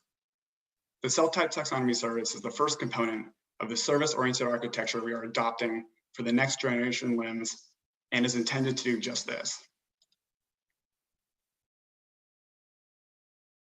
So what is a cell type taxonomy? Cell type taxonomies are generated by applying a clustering algorithm with specific parameters to one or more data sets. Taxonomies are selected for publication through an iterative process using different combinations of data sets and analysis methods. Eventually, aligned cell type taxonomies will be generated that will provide aliases for common usage across modalities and different data sets. We built a service to house this data and allow scientists to manage the taxonomies throughout their life cycle. This service was developed using .NET Core and has been deployed to AWS. The data is stored in a graph database, which can be utilized to search for data within a taxonomy, compare taxonomies, and better understand relationships between taxonomies. This illustration shows a visual representation of the graph, including some relationships between the taxonomy, its cell types, samples, and data sets. This service provides a secure and RESTful API in order to upload and manage these generated taxonomies. We currently secure the service based on Allen Institute credentials using Azure ID and two-factor authentication. Our API conforms to RESTful principles intended to be familiar and easy to use. A cell type taxonomy can include millions of samples with millions of relationships that may be uploaded into the system. To support this, we built an ingest system that utilizes AWS services such as step functions, Lambda functions, ECS tasks to automate the ingest of data. And then this ingest is initiated when a zip file containing CSVs in a manifest file is uploaded to an S3 bucket. This service is intended to be a centralized system for tracking internally and externally developed taxonomies referenced by the Institute, with the goal of making it easier for its users, including collaborators, to compare taxonomies. When ready, a cell type taxonomy can be published to the brain cell data center, which will require the taxonomy's details to be exported from this service and the resources of record for samples, anatomic structures, and analysis methods. Next up will be Patrick, who will talk about ontologies. I'm Patrick Ray, and I'm an ontologist here at the Institute. I'm going to talk about developments in ontology and data models in the last year. What is an ontology? An ontology is a representation of the types of entities in a given domain and the relations between them. The goal of an ontology is to promote interoperability across heterogeneous data systems. How does an ontology do this? Unlike most attempts at data interoperability, ontologies exploit and leverage the relative stability and richness of natural language. In this way, an ontology is akin to a computable lexicon. Perhaps a good analogy is given by the grid method of painting. Here we have reality, represented by the subject of the drawing on the left, the scientist, represented by the person on the right, and the grid that structures the output of the artist. The ontology itself is represented by both the grid and the drawing on the desk. We can use ontologies to perform automated reasoning. By this, we mean we can use them to infer certain conclusions given some set of assumptions. Say I want to know whether apoptosis is a biological process. If I structure my ontology correctly, I assert that apoptosis is a programmed cell death. I then let my ontology infer the following: that programmed cell death is a cell death, that cell death is a cellular development process, that cellular development processes are cellular processes, and that cellular processes are biological processes. Now the ontology has done this inferential work for me much faster than I could have done this without any mistakes. I can also use ontologies to provide a method for grouping entities according to features and schemas, a set of terms and identifiers, and a mapping between nomenclatures. If you are a Douglas Adams fan, this might remind you of the Babelfish. Here at the Allen Institute, we have developed an ontology called the Allen Institute Ontology, or AIO. Our efforts were focused on data, projects, specimens, and the results of experiments. Key to this effort is a general understanding of the different general types of entities in the world, material entities like cells, processes, experiments, and informational entities like data from experiments. These entities have general relations between them like participation and output. Here, material entities participate in processes, and processes provide, as an output, some data. As we move into 2021, our ontology development plan is to extend our initial efforts to integrate data from seemingly disparate modalities. This is integrated with the existing AIO to generate what we are calling cell cards. Cell cards will carry information about transcriptomics, electrophysiological features, morphology, location, and the like. The basic idea here is that we have, for each of the cells initially defined in the taxonomy, a resultant card that contains information about that cell type in one location. Additionally, with new developments in this infrastructure, we need a new data model for ingesting the data from these experiments. Again, we're mostly interested in collections and projects modeling, and this is driven by the development of the ontology. Here is a diagram, and you can see that the central nodes are specimens, data items, data collections, and the associated processes that relate these entities. Once data is collected and classified, we want to share it with the world. This is part of our open science mission. The Integrated Data Framework is our web service tasked with collecting, processing, and hosting scientific data for various web applications. I'm Cameron Bilstein, a software engineer, and I'm representing our Integrated Data and Knowledge team. Let's talk about the motivations for this project. Our goal is to have data visualized through our web applications, but hosting the amount and variety of this data is not easy. Our data variety varies in types and sizes, from researchers' names at tens of bytes to giant matrices of cell by gene matrices that is north of 60 gigabytes, which is over 60 billion bytes. Data also comes in from multiple sources, both here at the Allen Institute and externally from the Brain Initiative Cell Census Network. For a website to be responsive, we want to host this data in a reliable, lightning fast source for the queries. On the web, even a couple of seconds is a long time to wait. And if we have any hope of keeping up with the amount of data coming out of the labs, we need a system to be future-proofed against both new types of data and new technological trends. So we had our work cut out for us. This is what we built. Don't worry too much about the diagram on the right. We don't have nearly the time to dive into the complexities of the system now, but it gives a good overview. If you'll allow me to get super techie for a moment, we built a GraphQL API that allows flexible query of data from multiple sources. We have custom data pipelines to process and load new data sets. And we built custom database services for the various types of data. To call out my favorite of the data services, the feature matrix service stores and queries our largest data matrices, which can be up to 2 million rows by 50,000 columns.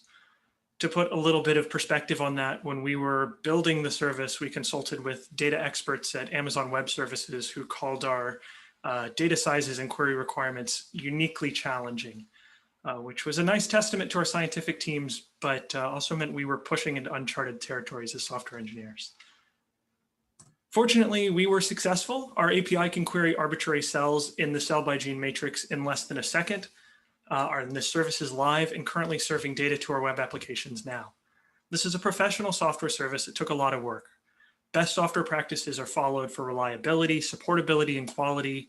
Outages are triaged and fixed. Software decisions are carefully discussed and reviewed. I'm really proud of the team of software professionals that built this, as the service was deployed earlier this year and continues to be upgraded and improved while we're all completely remote during the pandemic. Our integrated data framework will continue to grow to support new and exciting data coming from our labs. But for now, I'll pass off to Aaron to show you how the data in the service is leveraged to create some exciting visualizations.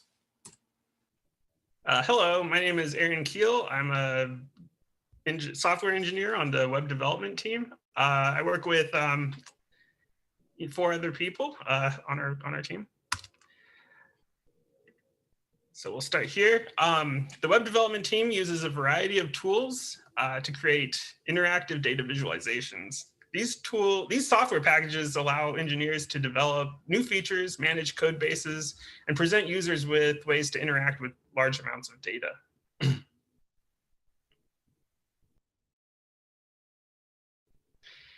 Here we see a visualization that allows the user to explore gene expression data and different cell types.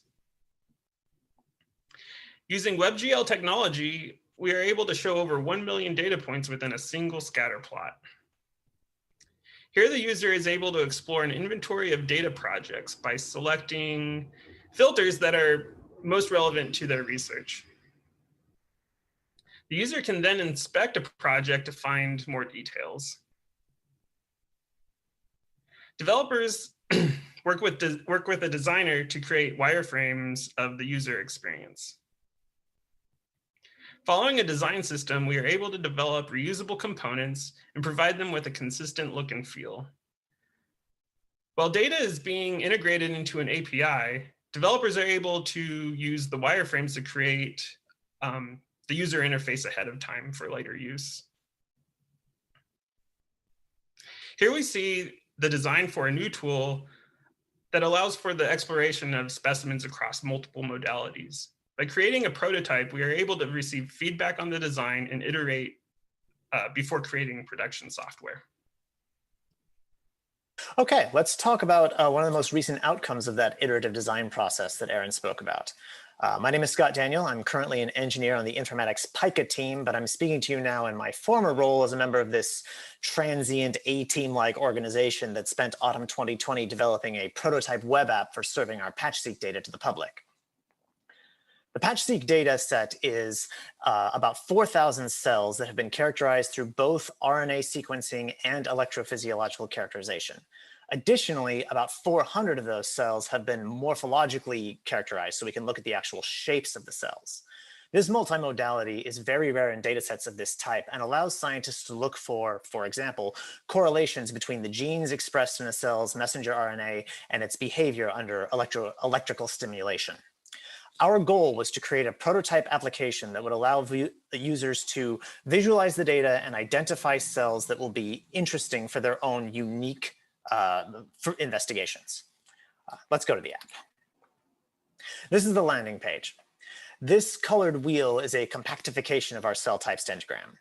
The circles along the outer ring represent the clusters to which a cell can belong, whereas the inner two rings represent the subclasses and classes of which those clusters are subtypes. To the right, we have columns representing different metadata about the cells. This column represents the probability that we think a cell actually belongs to the cluster we've given it. This column represents the region of the brain a cell came from, and this column represents the layer of the cortex it came from. All of these elements are interactive. Let's say, for instance, I'm only interested in cells that belong to the parvalbumin interneuron class. I can go to the classification wheel and select the parvalbumin interneuron section. Let's say that I further only want to look at cells that are from the 5th layer of the cortex. I go over here and I select level 5.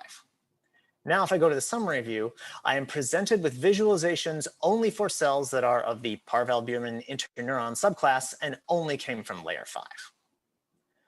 For each cell, we serve many types of visualizations. This visualization is an attempt to represent the probabilistic nature of the cell's classification. This wheel is a mirror of the wheel we use for filtering.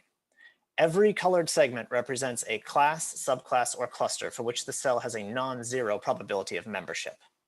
The size of the circles on the outside represents the value of that cluster membership probability. For example, this cell is pretty likely to belong to the parvalbumin calb1 SST cluster, but there's a small non-zero chance it belongs to one of these clusters, as we can see from the small colored circles on the outer ring. This visualization is meant to characterize the cell's transcriptomics signature. We have chosen a set of 39 genes that we think are good general discriminators between the classes in our taxonomy. The first column on the left represents this specific cell's expression in those genes. The next column to the right of that is the median expression value for each of those genes in the cluster to which that cell belongs. If the cluster assignment probability is high, we expect these two columns to look pretty similar, as they do in this case. If this probability were low, we would expect to see stark differences between these two columns. The block on the right represents all of the cells in the cluster to which the cell has been assigned. For each gene, we took every cell's expression value and just sorted them from lowest to highest so that we could visually represent the natural variation in transcriptomic signature for cells of this type. We also have visualizations of the different other data modalities. For example, we show response curves for canonical electrophysiological sweeps, morphological reconstructions of the cells, it's literally just showing their shapes, and distributions of where the dendrite and axon matter are for the cell in the layers of the cortex. Where it is available, we also show what we think the cell's classification is using all 3 modalities, using the multimodal MET cell types taxonomy. Having multimodal data of this kind allows scientists to do very deep investigations. Specifically, they can look for correlations between the multimodal classifications and the transcriptomics type classifications. This app enables this as follows. If I go back up to the filter and select one of our MET types, I can now visualize all of those, all the cells that have been assigned this class according to the multimodal classification, and compare it with the class assignments that were made using the unimodal transcriptomic cell types taxonomy.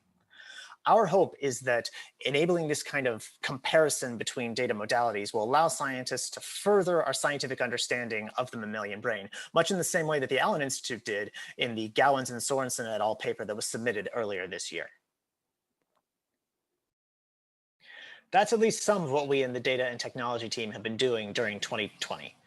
Nothing you have seen would be possible without the work of dozens or even hundreds of collaborators. We are an interconnected team nestled within an interconnected institute. So we would like to thank all of you for everything you've done to make our work possible by trusting us with your data, answering our questions, and building out the physical, institutional, and human-centered infrastructure of this amazing institute.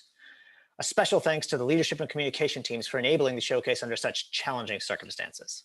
And finally, thank you for the continued material and intellectual support of Paul G. Allen and the Paul G. Allen Family Foundation, who continue to invest in and commit to big, open team science.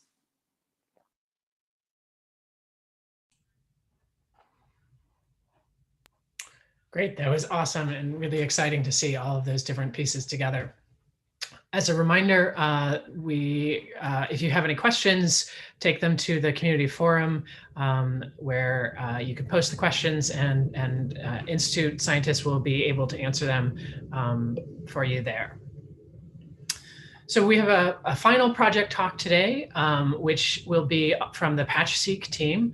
And this brings together scientists and RAs from that team that have been doing some really cool work integrating transcriptomics, electrophysiology, morphology, and modeling work. So welcome to the Patch-seq team for this next project talk.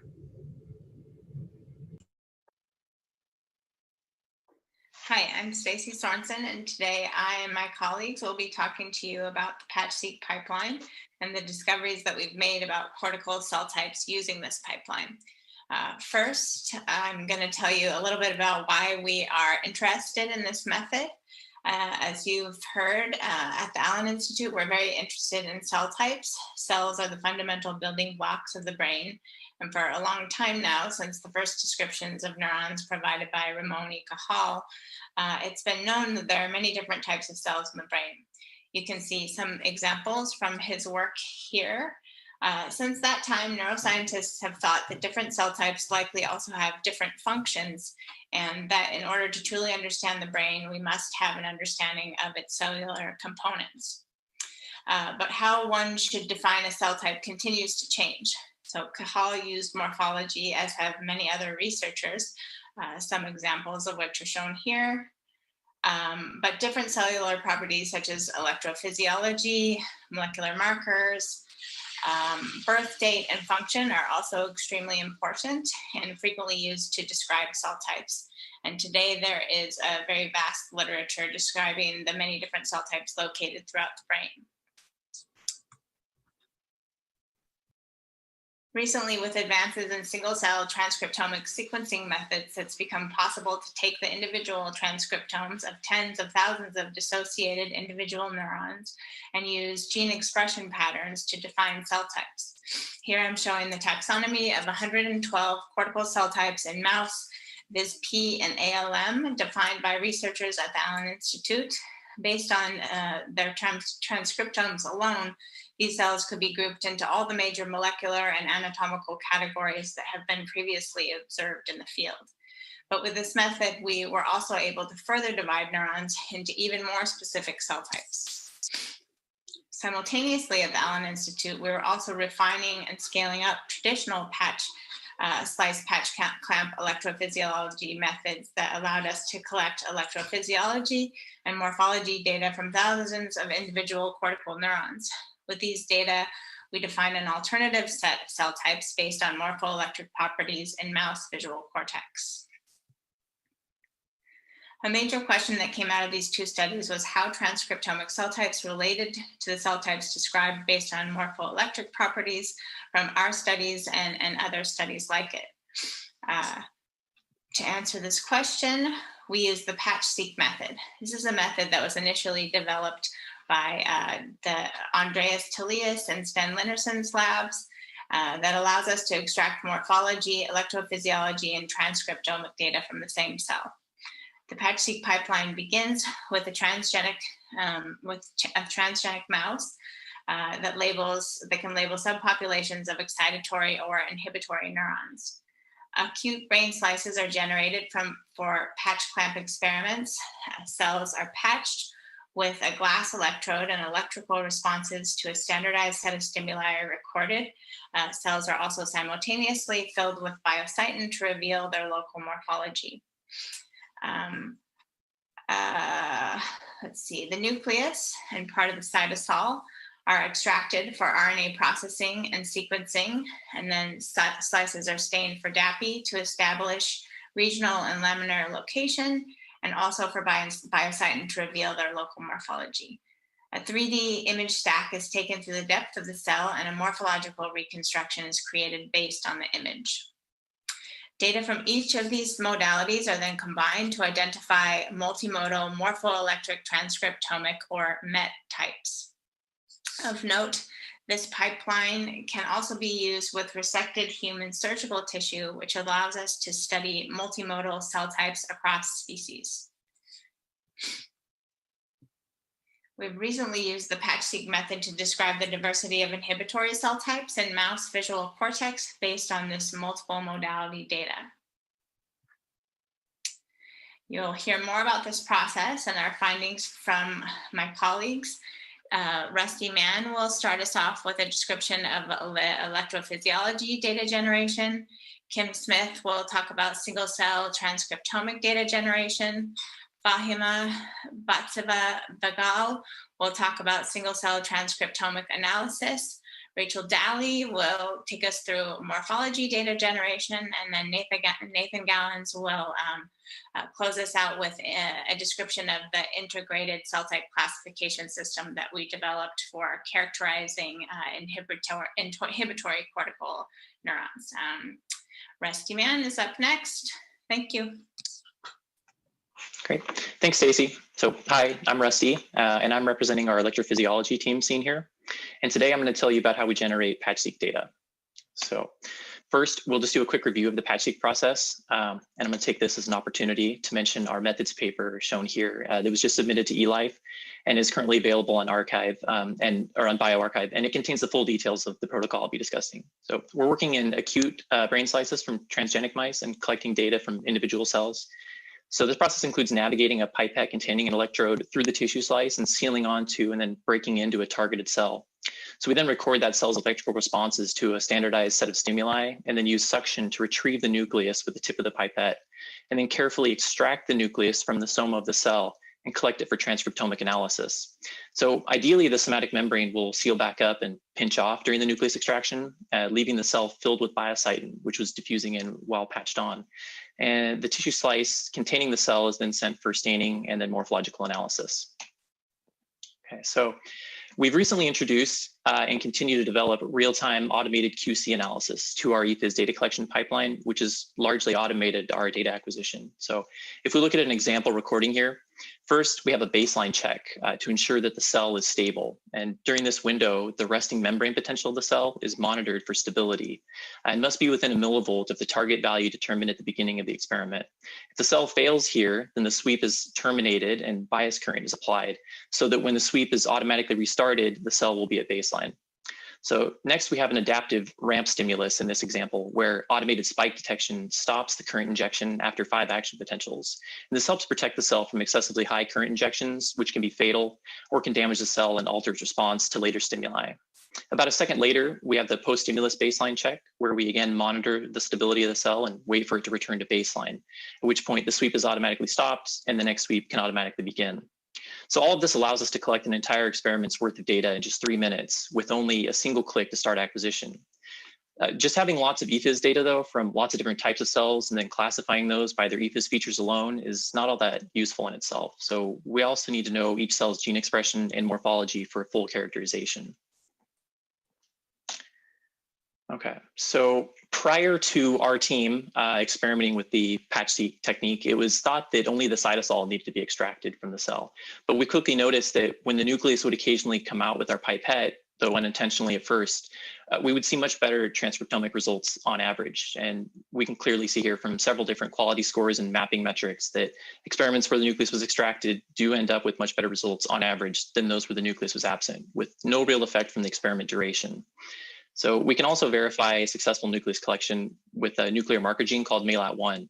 And here we can see that experiments where the E-phys operators report extracting the nucleus, we see a much higher percentage of reads mapping to MALAT1. And those are the same cells that show higher mapping scores overall and higher percentage of reads mapping to introns. So needless to say, our E-phys rig operators are now extremely proficient at extracting nuclei from most of the cells that they patch. Okay, so now we're gonna look at the progress of a nucleus extraction here and the formation of a tight seal of the somatic membrane at the conclusion, which is a key predictor of our morphological success. So the image above shows a pipette still patched onto a cell. And at this point, the operator is finished with E-phys acquisition, and now they're starting to use a small amount of negative pressure to attract the nucleus to the tip of the pipette. And in the plot below, we'll monitor the test pulse resistance to track the progress of the somatic membrane as it reseals. So after several minutes of sitting with pressure applied, the soma becomes more visible. And now with the nucleus at its tip, the pipette is being slowly pulled away from the soma and elongating the somatic membrane. And we eventually can see it start to bifurcate. Now here we can see the value of the seal starting to increase up to several hundred megaohms. And the nucleus has cleared the soma, but it's still attached by a thin thread of membrane that will pinch off and seal the soma and the nucleus. Here we've achieved a gigohm seal as the nucleus has been completely removed from the cell. And now it's completely removed from the tissue and is tightly wrapped in a patch of somatic membrane. We call this a nucleated patch. The final image here is just of a fluorescent dye that was also diffused into the cell, and we can use this to verify the fill and that the membrane sealed back up. So we know that the ending seal is important for morphology, but how high of a seal do we need to maximize our odds? So as we can see in the ROC curves here, there's a prominent shoulder around 100 megaohms for the ending pipette resistance, which is circled in red on both plots. And we can use this as a cutoff to reduce the fraction of morphology failures by about 30% at a cost of less than 5% of our high and medium quality morphologies. Now, because biocytin is diffusing into the cell while we're patched on, we worry that shortening the recordings to increase our productivity may reduce our odds of morphological recovery. But surprisingly, this does not seem to be the case. So this means that from experiments of just a few minutes in duration, we can sufficiently fill patch cells with biocytin and then fully recover their morphologies to produce amazing reconstructions like these examples here. And now I'll hand off to Kim Smith to talk about the pipeline for generating the transcriptomic data from these nucleated patches that we collect. Thanks, Rusty. So I'll be talking about the single cell transcriptomic data generation. This is the Patch-seq team within the R-seq core. So Stacy showed this taxonomy tree, and this is the endpoint for transcriptomics, but I'll talk about what goes on in the lab to get there. So this is the flowchart for the lab, mini processes. It takes about 5 weeks to go from Patch-seq to RNA-seq data. First step is going through an amplification, which takes a messenger RNA to amplified cDNA, which is then fragmented and barcoded in the library step. Those are sent out for sequencing to an outside vendor, and then we get the data back for alignment and delivery. This process was already established for FACS and dissociated cells before we started doing the Patch-seq process a couple years later. So all this work takes place in Lab 270 in preamp clean hoods. The amplification process is a manual process using either tubes from the Patch-seq or strips from FACS. And the library is done using an instrument called the Mantis, which is a reagent dispenser. By this time, all the samples have been transferred into 96 well plates for ease of use and processing. The output from the library are 300 base pair fragments representing all the genes that are expressed in a cell. These are bar-coded, which allows us to pool together 768 cells for RNA sequencing to generate 500,000 reads per cell. So one of the challenges of Patch-seq was getting the samples in tubes instead of strips. So for tube handling, for sample integrity, we developed and printed out this tube holder, which allows us to array the tubes once before starting the amplification process. And the tubes don't leave this rack until the contents are transferred to a 96 well plate. There's also very limited real estate on these small 0.65 mil tubes. And on the side of the tube, the E-phys operator will write the date of the patch, and on the top will be the sample number, leaving enough space here for the R-seq team to go in and write the position of the 96 well. So that way, if the tubes are dropped or rearranged, we know where they belong, but they should actually never leave this rack. In addition, there's also multiple teams generating Patch-seq samples that come through the RSeq core. And so in order to ensure that the date and sample number is a unique combination, each operator is assigned 25 sample numbers that they use day in and day out. So to get these tubes into the racks, the RSeq team follows a color-coded map. This is color-coded by E-phys date, which represents the boxes that they're stored in the freezer. And once the tubes are arrayed in the rack, one person will read off the physical tubes and another person will read off the paperwork. And in this witness step, we can be sure that everything is in the right position before processing downstream. Finally, each set of 96 well samples, whether they're patch or FACS cells, will have a control strip in a location of one column. And we process 5 of these a day. So this control strip will be in a different position for each of the 5 plates processed per day. This allows us to process 2,200 cells per week, which equates to about 100,000 cells per year. 8,000 of those approximately are Patch-seq samples. So there's many quality QC metrics that we monitor for both amplification and library. I won't go into all the details here, but on the left here, you can see the electropherogram traces from the fragment analyzer. This allows us to visualize the cDNA product. Each amplification sample is given a pass or fail score, where a passing sample will be a high molecular weight, around 2,500 base pair cDNA. A fail could be no product, where there's no product seen at all, just a flat line, or a degraded product where only small sample is seen. Regardless of the pass-fail, all samples will go through both library and RNA-seq. For library, we also look at yield and size, which allows us to calculate the molarity. And all of our metrics are always visualized in 96 well format so that we can see column or row or plate anomalies that might be a process artifact instead of the biology of the cells. This is RNA-seq data, so we also track QC metrics through RNA-seq data. And what you're seeing here is on the y-axis, the genes detected for all of these graphs, and then on the x-axis are different other QC metrics: total reads, the percent aligned reads, amplification yield, and library size. And in blue is new data, so it's about 600 samples compared against our historical data, about 9,000 samples. So every time that we get in a new batch, we're always making sure that it aligns the samples, the new samples received aligned with the historical samples so that we don't have drift over time. And what you can see is most of the QC metrics are lining up pretty well. There's a deliberate shift here on the left in total reads, where we made a shift about a year ago to go from 1 million reads per cell down to 500,000 reads per cell. But you can see that this did not decrease the genes detected. We still get the same gene depth per cell. And then finally, we have different Patch-seq methods coming through now, whether there's the single acute, which is what most of this talk is about, or cultured, or multi-patch, macaque. And each of these columns here represent a different Patch-seq method, which is, we use a naming prefix to denote the method. We're looking at genes here, percent cDNA above 400, and amplification yield. And the 2 colors are whether they map well and have an NMS norm marker sum of above 0.4, or in red, they don't map well. And what this allows us to do is just to monitor by method to make sure that we're always improving our methods and getting the highest quality data. So now I will pass it off to Fahime for data analysis. Thanks, Tim. Hello, everyone. I'm Fahime, and I will be presenting the single-cell transcriptomic data analysis part of the talk. Basically, when we receive transcriptomic data for the Patch-seq cell, the first thing that we would like to do is to obtain the transcriptomic cell type. In our recent study on gabaritic Patch-seq cell, data showed that single-cell transcriptomes obtained from the Patch-seq cells exhibit a similar number of total genes as the FACS cells. Moreover, the 2 transcriptomic datasets had similar structure when visualized together via a uniform manifold approximation, or a UMAP. Both of these show that our Patch-seq data has already very good quality. However, we know that due to the method that these Patch-seq cells were collected, these transcriptomics were collected, they often include contamination from nearby neurons or non-neuronal cells. Also, compared to the FACS cells, they exhibit more dropouts. That's why instead of applying clustering techniques on the Patch-seq transcriptomes and find their cell types, we actually prefer to map them to a high quality taxonomy tree that we have for the FACS cells. Here I am showing the taxonomy tree from Patch-seq 2018 paper, which is collected from V1 and ALM regions, and it has around 24,000 cells.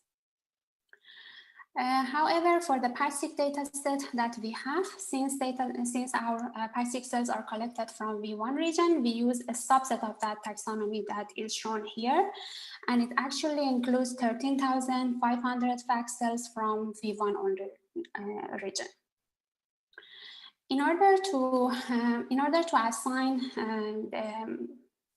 transcriptomic type to each Patch-seq cell, we do the following. Starting from the highest branch point of the taxonomy tree, we compute the correlation of the gene expression of that Patch-seq cell with the FACS cells on both sides of the branch point, and then we move the cell to the next branch point that has the higher correlation, and we continue this until we reach a leaf node on this tree.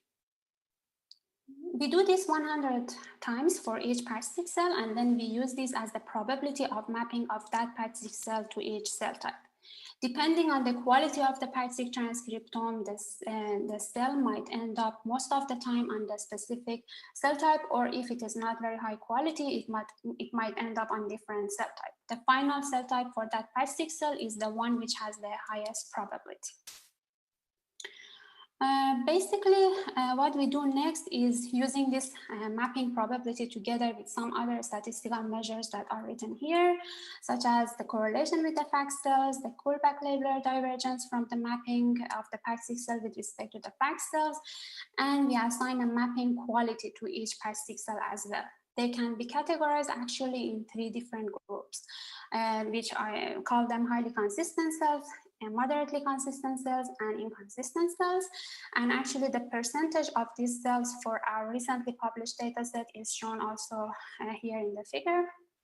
And on the right side, actually, you can see the probability of mapping of each patch. So each row in this graph is the probability of mapping each Patch-seq cells on different cell types. And for the big portion of this data set, as you can see, most of them are the highly consistent cells that most of the time they actually end up on one specific cell type. The moderately consistent portion of the data set are those that are confused between different cell types, and the inconsistent types are even more confused. So up to here, we have defined the cell type, and also we assigned mapping quality to each Patch-seq cell. What we can do next is that we can compare the gene expression and layer distribution of the Patch-seq cells that we have as a function of their cell type assigned, and compare them with the FACS cells. Basically, we expect to see a similar gene expression and layer distribution if cell type assignment was done accurately enough. This figure is actually from highly consistent group of the Patch-seq cell that we have, and as it is clear, they show a good similarity to FACS cells, both in terms of gene expression and layer distribution.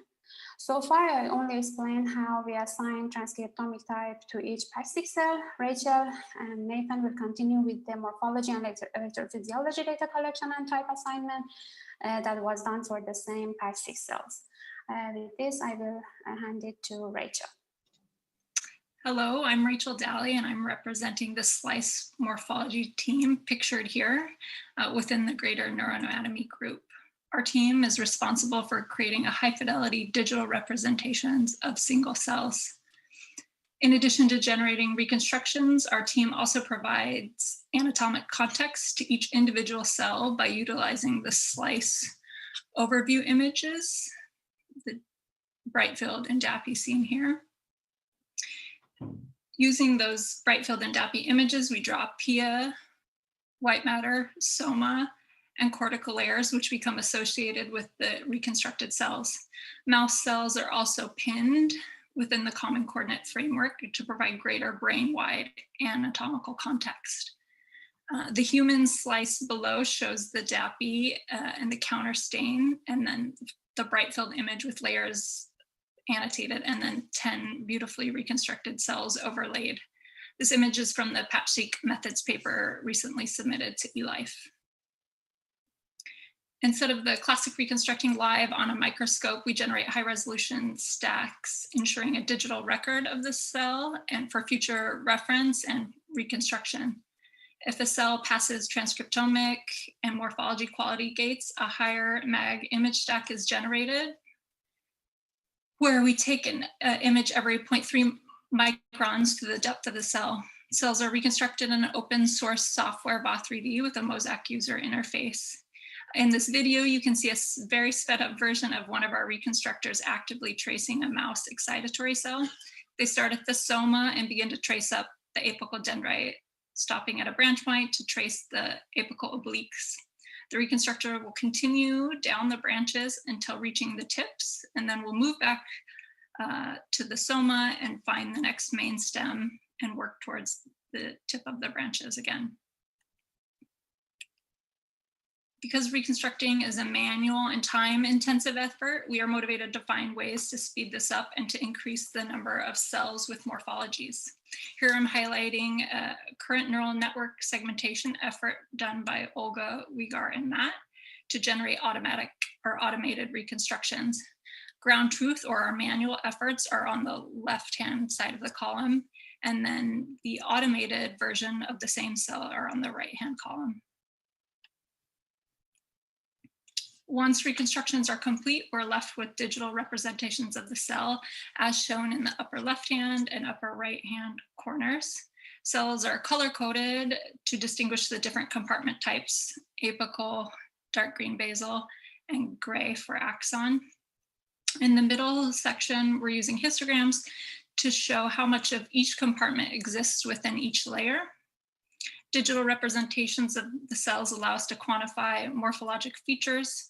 We can use these features to better understand the relationship between morphology and other data modalities.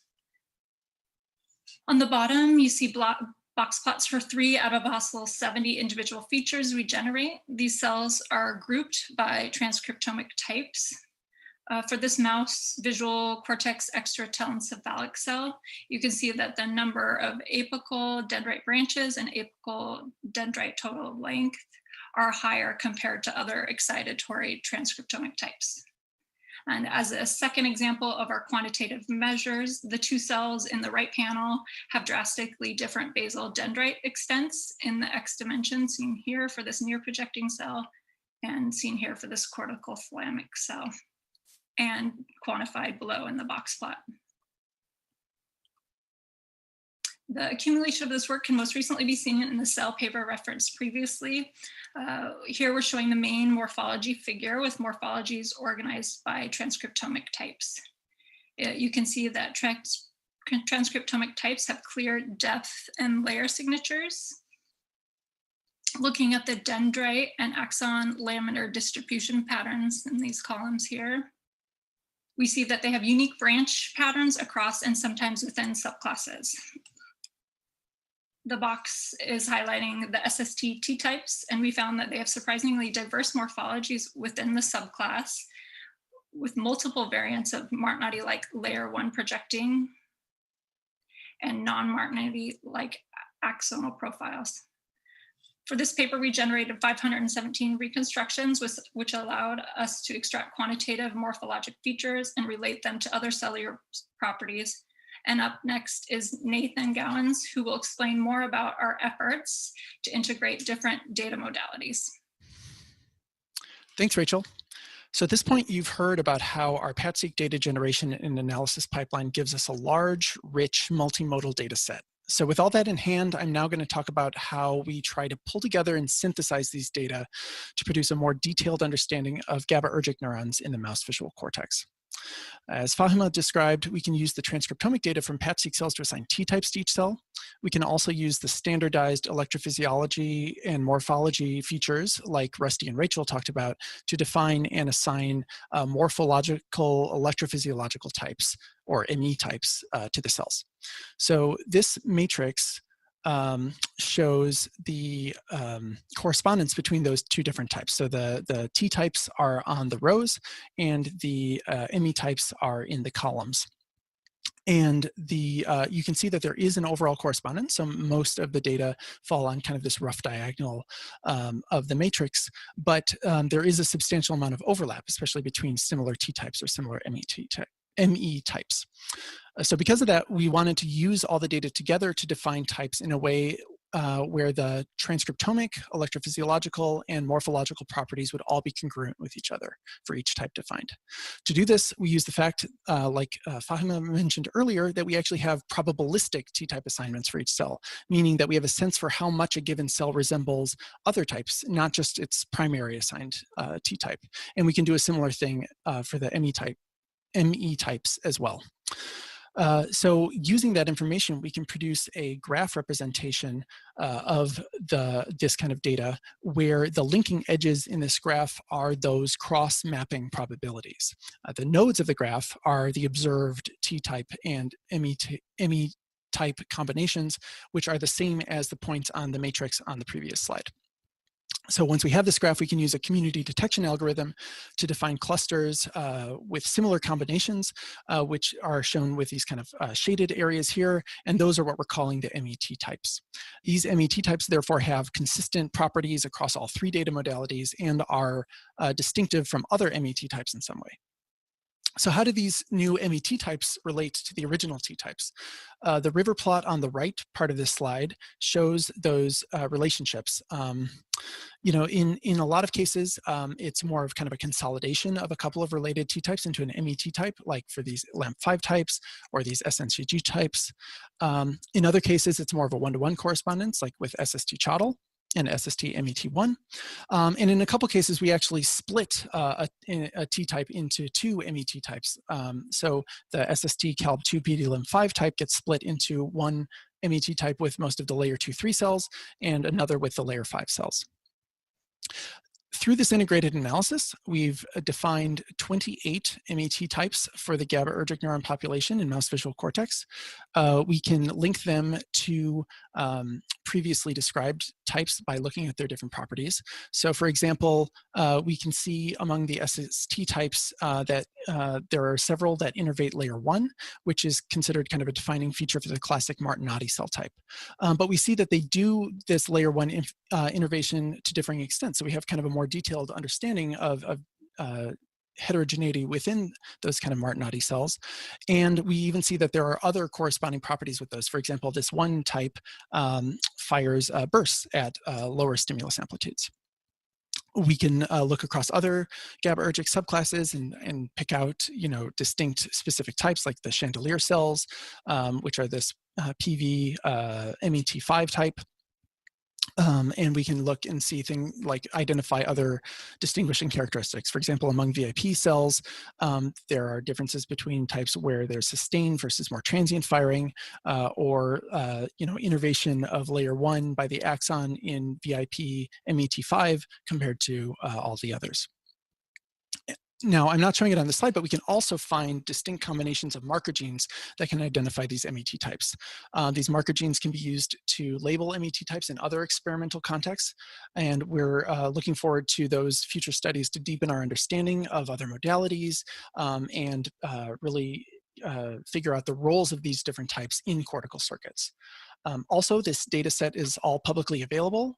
We think it's really complex and rich, and we're looking forward to seeing what the broader neuroscience community will do with it. So as you've seen, this kind of data generation and analysis rely on a huge number of people across the Institute, all working in coordination. We want to thank everyone involved in the Patch-seq project for their efforts and contributions. And we are also grateful to the vision and support of our founder for making this kind of project possible.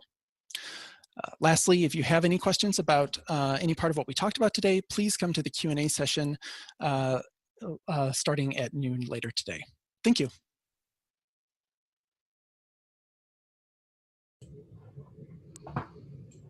Great, what an exciting talk. And that concludes our project talks for this year's showcase. Just as a reminder, if you have any questions, feel free to go to the community forum where you can post the questions there, and our project talk members will, you know, drop in and answer those questions, or you can attend Q&As later this afternoon.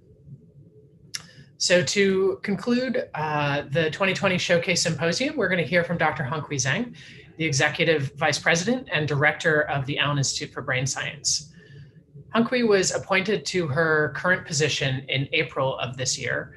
Before that, from 2016 until this year, she led the Structured Science Division of the Allen Institute for Brain Science, which developed and operated the high throughput pipelines and generated our large scale open access data sets. Honghui originally joined the Allen Institute in 2006. And so over the years before she became the lead of structured science and now the director of the Allen Institute for Brain Science, she led many different research programs as the Institute grew before taking over as director this year. So welcome, Honghui. I'm excited to hear your talk.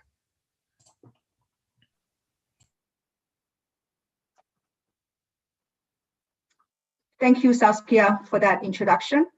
And first of all, I also want to thank all the presenters at this symposium, both Allen Institute scientists and our new class of NGLs for telling us about so much exciting science that's happening within the Institute and with those NGLs. And in my closing talk today, I will give you a highlight of the major accomplishments, basically a summary highlight of the major accomplishments at the Brain Science Institute over the past few years, in particular in 2020, as well as the new scientific directions that we are headed to in the next phase of our endeavor.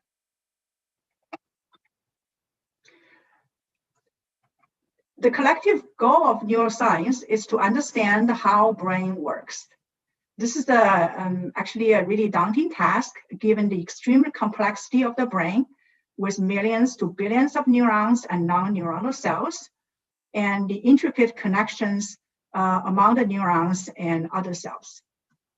To tackle this challenge, it is necessary to decompose the complexity to multiple levels and investigate each level systematically and relate them together. At the Allen Institute, the Cell Types and Connectivity program has established multiple technology platforms to try to understand this first level of complexity, the diversity of cell types in the brain, especially in the mouse and the human brains. We also conducting several types of investigations into how brain cell types are connected to each other to form this brain-wide network. As Christoph has told you earlier today, the MindScope program focuses on examining the activities of neurons in vivo in awake behaving animals and try to use modeling and theory approaches to understand and explain the data. The Allen Institute for Brain Science has had a long history in sharing the data and the knowledge that we have gained from our study with the global community through both large-scale online public databases and a series of scientific publications. Our work since 2003, when the Institute started, our work started with almost exclusively gene expression profiling of the mammalian brain, several brain mammalian species at different stages of the animal's life, as well as under healthy and diseased conditions. Over the years, we expanded our work from gene expression profiling to mapping connectivity, especially in the mouse brain, to now systematically characterize cell types across multiple modalities in both mouse and human brains, and to observation of the in vivo activities of the neurons in animals, and try to understand what that pattern of activities mean. We can expect that in the future years, our effort will continue to grow and expand into new territories while continuing to follow our big science, team science, and open science mission. As you can see from all the talks, a central theme of our work is around cell types. We have developed multiple technology platforms to characterize individual cells at molecular, anatomical, and physiological and functional levels, and use a data-driven approach to categorize and classify the cells and develop cell type atlases for the brain. We also use that cell type information to develop genetic tools, both transgenic mouse and viral vector-based, and use those tools to investigate connectivity at a brain-wide mesoscale level, as well as a local synaptic microscale level, and use the tools to understand the function of cell types in circuits and in behavior. In recent years, our effort has now been integrated into the community-wide large-scale brain cell type atlas building effort.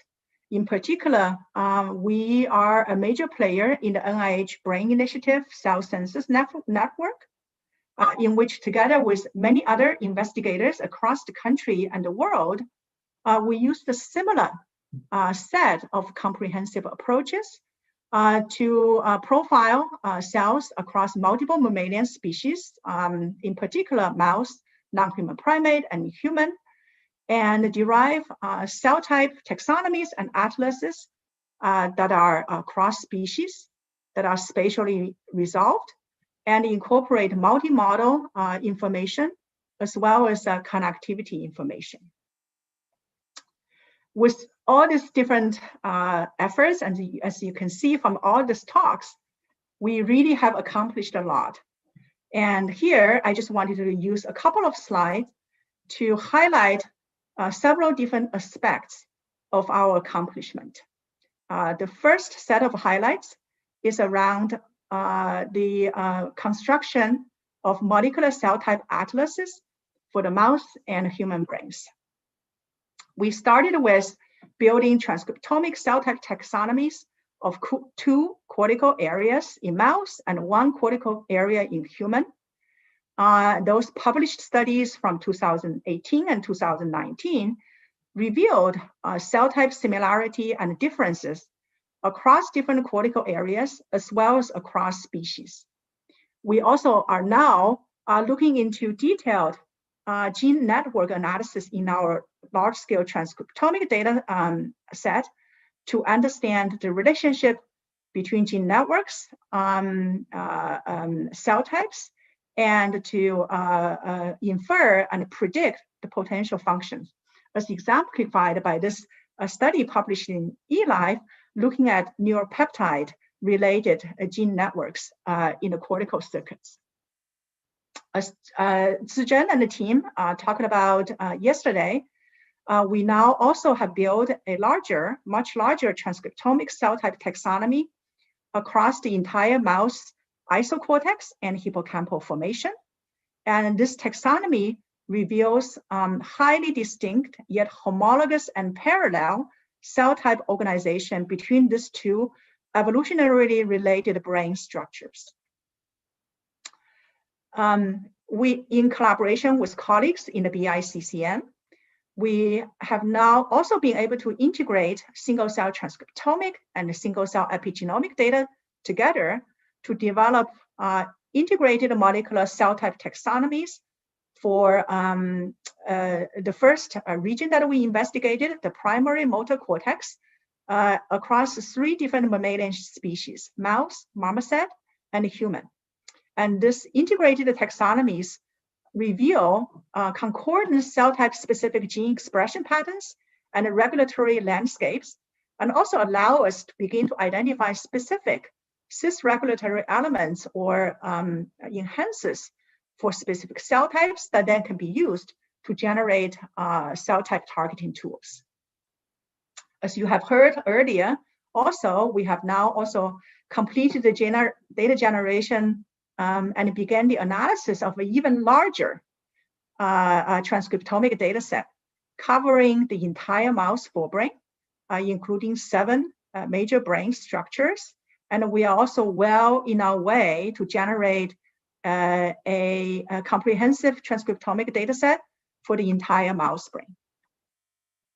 We are also in the process of completing a set of data for comparative evolutionary studies of the primary motor cortex across multiple up to 20 different mammalian species to really try to understand the evolutionary relationships of those major excitatory and inhibitory neuron types in the cortex. Finally, we also established a spatial transcriptomics pipeline based on MERFISH. And I very much look forward to seeing data and insight generated starting next year. The second set of highlights I would like to mention is in multi-model single-cell characterization. As you just heard from the interesting Patch-seq studies. We started this multi-model single-cell characterization with morpho-electrical studies of excitatory and inhibitory neuron types in brain slices of both mouse visual cortex and human MTG. And in those two modality analysis using either genetic tools to define cell types or using other features to define cell types in human, we revealed cell type specific morpho-electrical features or properties in those earlier publications. Then this year, we completed a Patch-seq study of over 4,200 GABAergic inhibitory interneurons in the mouse visual cortex. And this study defined what we call MET types with congruent morpho-electrical and transcriptomic properties that have high mutual predictability and can serve as Rosetta Stones for linking cell types, relating cell types in cross-modality studies. In human cortex, a Patch-seq study of layer 2-3, as well as layer 5 glutamatergic excitatory neurons, also revealed human-specific, human-unique cell type features that are anchored to transcriptomic types, as Tom just told you in the Patch-seq talk. We have now also excitingly moving beyond just one cortical region in mouse or human.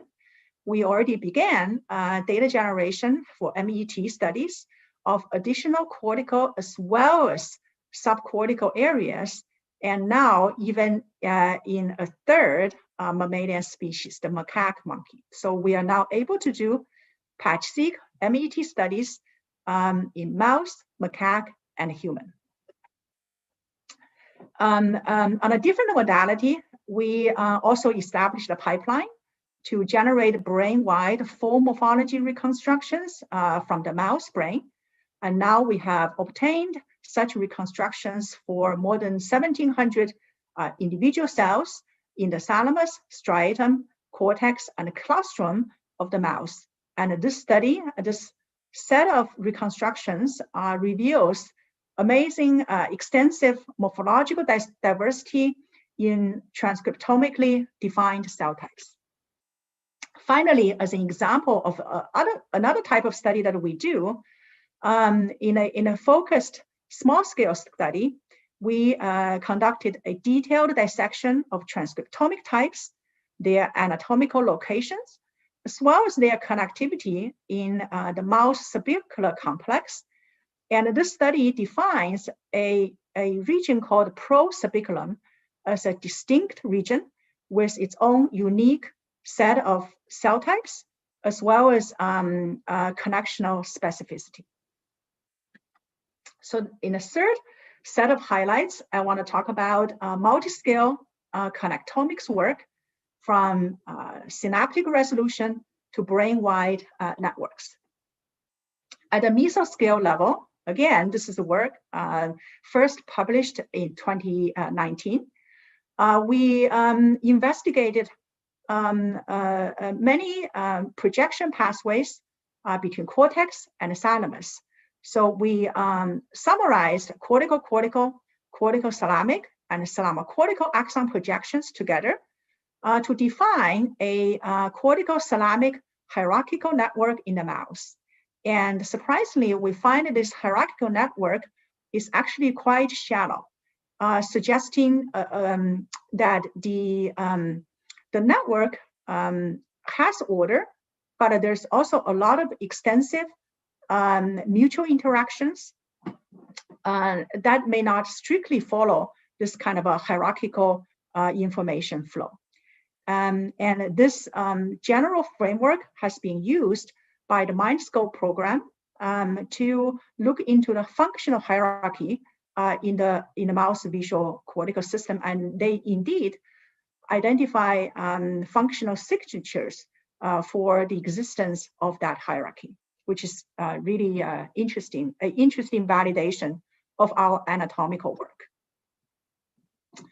A major byproduct of our mesoscale connectivity study is to generate this first iteration, first ever 3D mouse brain reference atlas called the Allen Mouse Brain Common Coordinate Framework. And we published this complete version earlier this year. And this is a highly significant achievement because the Allen CCF has really now become the standard of the field in co-registering a variety of imaging data as well as other data types into a common framework to allow systematic comparison and integrative analysis of the data. In addition to anterograde mesoscale projection mapping, we also developed a retrograde transsynaptic platform using rabies viruses.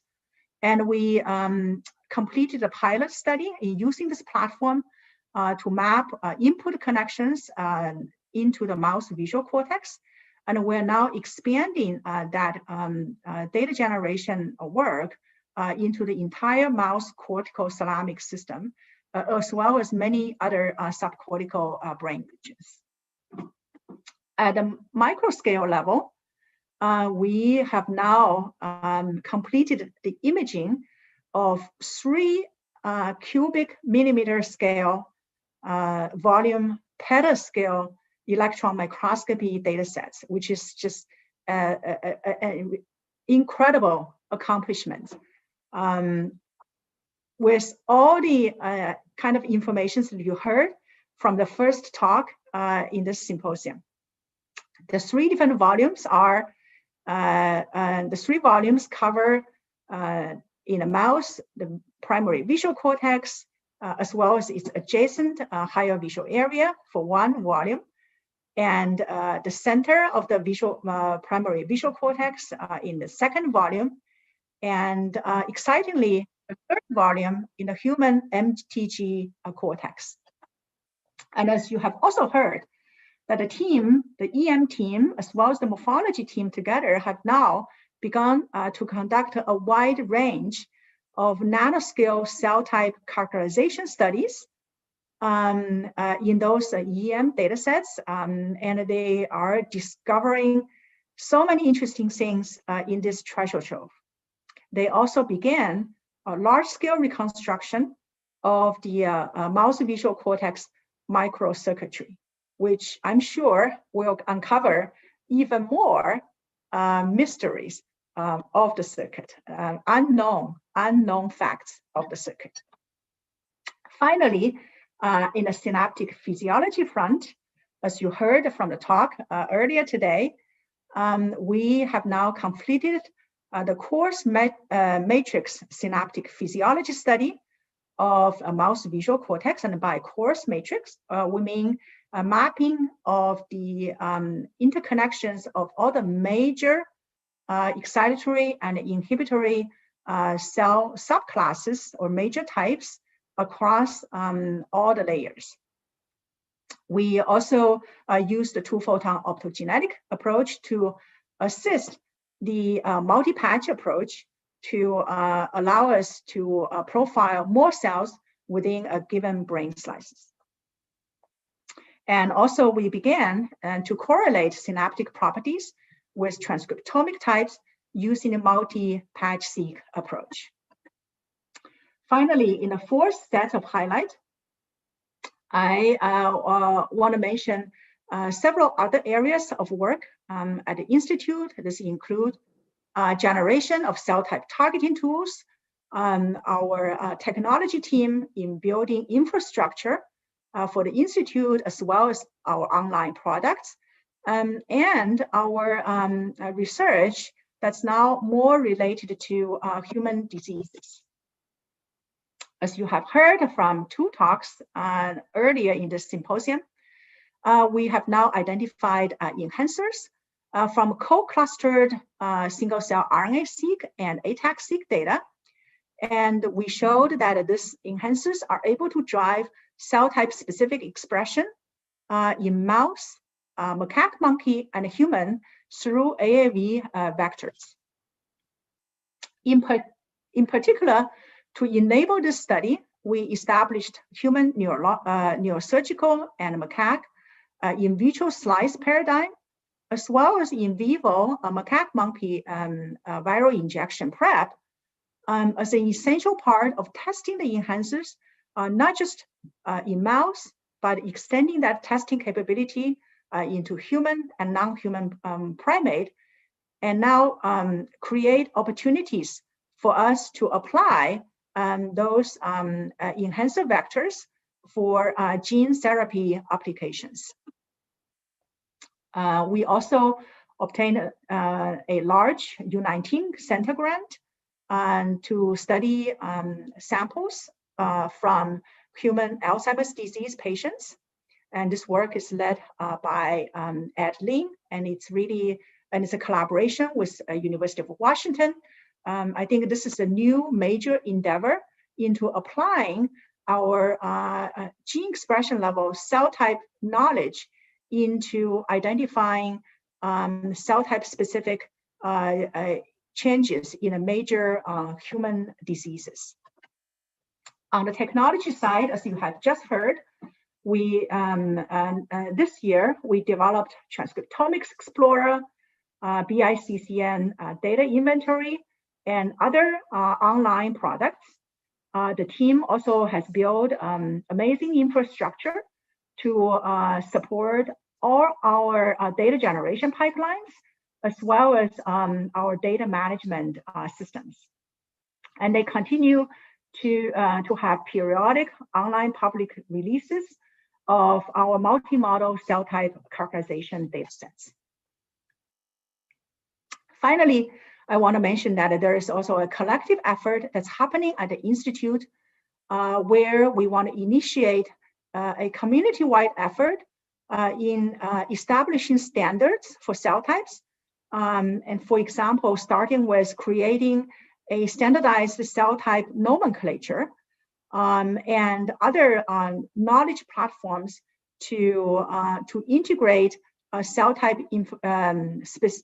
specific information and present that knowledge to the entire community to facilitate the community's effort in using cell type knowledge to study brain function. So this is really a large set of accomplishments culminated in this year, but it's really an accumulation of many years of work. And I'm really, really proud of all these accomplishments that we have already made. But then the next question is, where do we go from here? What should we do next? What are the remaining questions that we want to address, given that we have already amassed so much cell type information and we are gathering more? So there are some fundamental questions we still don't know much about yet around cell types. For example, are cell types similar or different across species?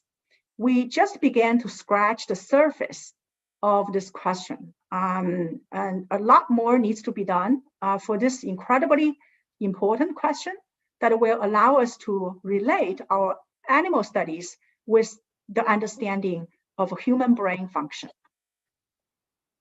We also don't know much yet about where do cell types come from, how are they built. Developmental studies of cell types will provide insights into the origination of cell types, the true differences and relationships across cell types, as well as means for us to begin to manipulate cell types and understand how cell types contribute to circuits. Are cell types stable or dynamic? Do they change under different behavior conditions? Do they change with age? Do they change with learning? Do they change in diseased conditions? And that's yet another area with many, many questions. How are cell types connected to each other to form the brain-wide network? I think brain-wide network is the next stepping stone from cells to brain function. And then again, many questions there in terms of how that the network is formed. Finally, what functional roles do different cell types play? I think that's the ultimate question that we want to address, and that gets to why we wanted to study cell types at the beginning. So with this kind of questions in mind, this year, we have conducted multiple rounds of discussions.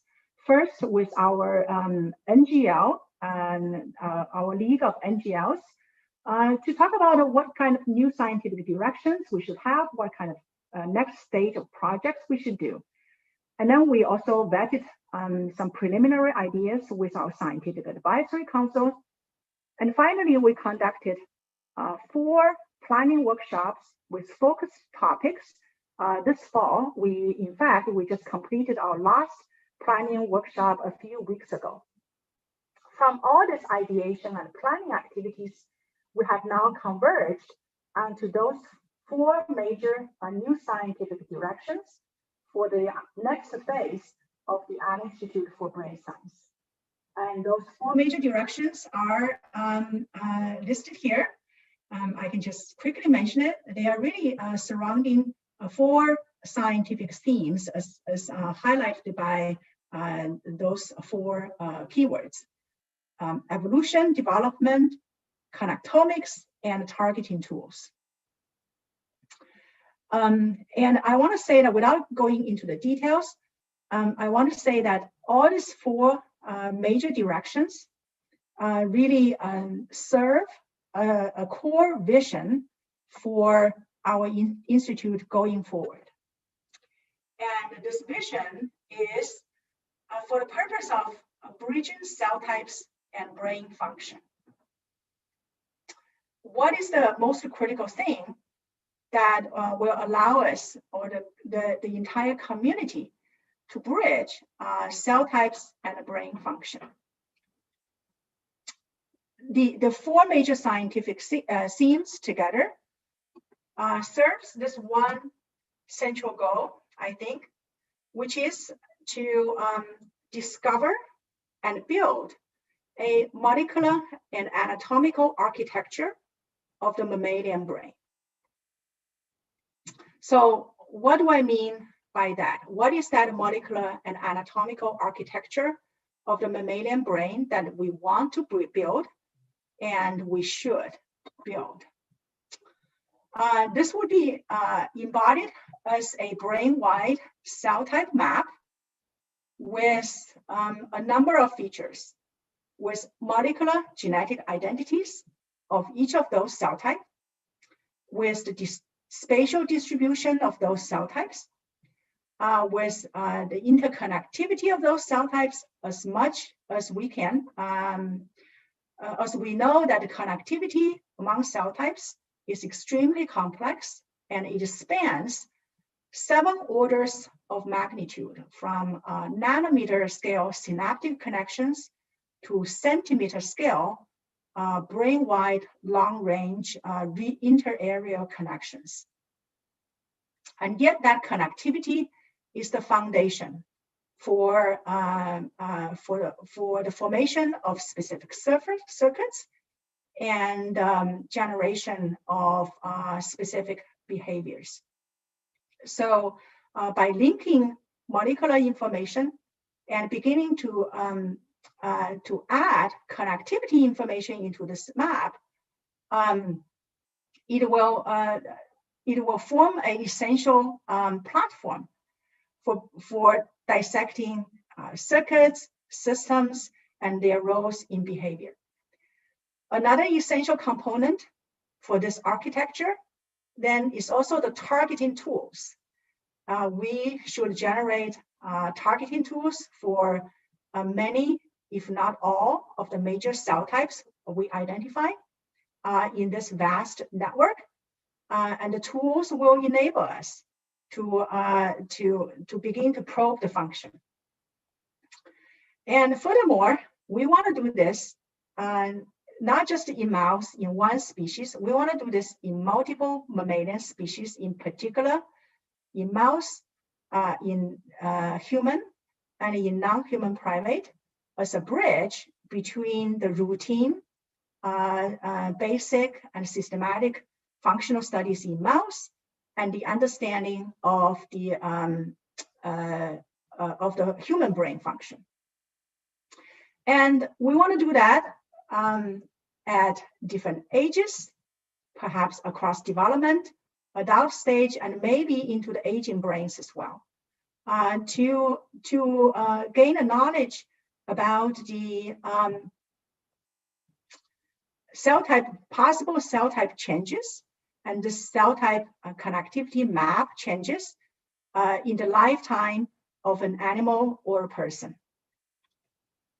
With all these different types of information together, this combined molecular and anatomical architecture of the mammalian brain will reveal universal principles of the brain organization, as well as species-specific specializations that will be important for us to understand as well.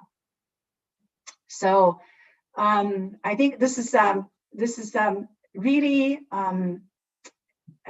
exciting, but also I think important foundational work that we can do for the community. And yeah, just as I said, this molecular anatomical architecture of the mammalian brain provides a central foundation, and it will really have broad impact to the neuroscience field, from development and evolution to the study of behavior, circuit function, to the development of modeling and theory, understanding of plasticity and learning in the animal's life, to the understanding of population diversity, both in the animal kingdoms and in human, in the human populations. And then finally, to the study of disease mechanisms and to the development of disease models and therapies, ultimately benefiting the mankind. So with that, I just wanted to end my talk with this final slide. Really wanted to remind all of us that the work that we do, the impact of the work that we do, even though we are studying, cells, individual cell, in a brain size, in mouse or in isolated brain tissue, our work is intimately related to the ultimate understanding and treating brain diseases and improving human health. And this set of foundational work will allow us to better understand the genetic underpinnings of the diseases, the potentially cell type specific selective vulnerability to different diseased conditions, to the development of better and more predictive disease models in different animal model systems, and finally contributing to the development of circuit-based therapies for all these different the entire spectrum of human diseases. I think with this kind of a noble goal in mind, it will, inspire us to do more work, great work, and make greater contributions to the community. So with that, I just want to thank our entire team for the amazing accomplishments that we have made over the past many years, and in particular this year. This year is an extremely challenging year for us in dealing with the pandemic, working remotely, and also keeping social distancing for all the work that we do. At the same time, I'm just amazed to see that so much still has been accomplished in this year. So I want to thank you all for such an unusual, remarkable, and memorable year. I don't even want to put the word difficult here. I just feel that eventually this year will turn out to be actually a fantastic year, and it will be really memorable for many years to come. I want to thank you all for your enthusiasm, your engagement, your flexibility, resilience, and your support for our effort in moving into the future. And I very much look forward to working with all of you together in our set of new scientific goals in many years to come. Finally, I want to thank our founder, Paul Allen, without whom none of this has been possible. We are indebted to his incredibly generous support and for his vision and encouragement over the last many years. Thanks for your attention. I think this is going to be the end of the Showcase Symposium.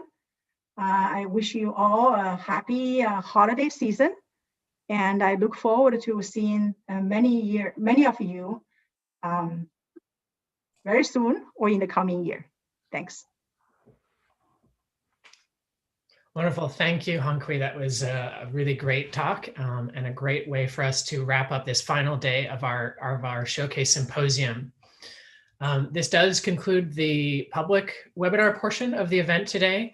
If you have any questions or follow-up for any of the project talks, be sure to go to the community forum at Allen BrainMap, where the link has been dropped in the chat plenty of times, where you can ask questions and people will be able to answer them. I want to thank again our leaders, Honghui Zhang and Christoph Koch, for their remarks today. I also want to thank our next generation leaders who gave great talks over the previous few days and for their participation throughout the program, as well as everybody who's contributed to the many project talks that we've seen over the last few days. I personally want to thank our communications team, Ashley Bachman, Christina Jarvis, Caitlin Cosimo, and Jennifer Pulowski, who've done just a phenomenal job making this event happen.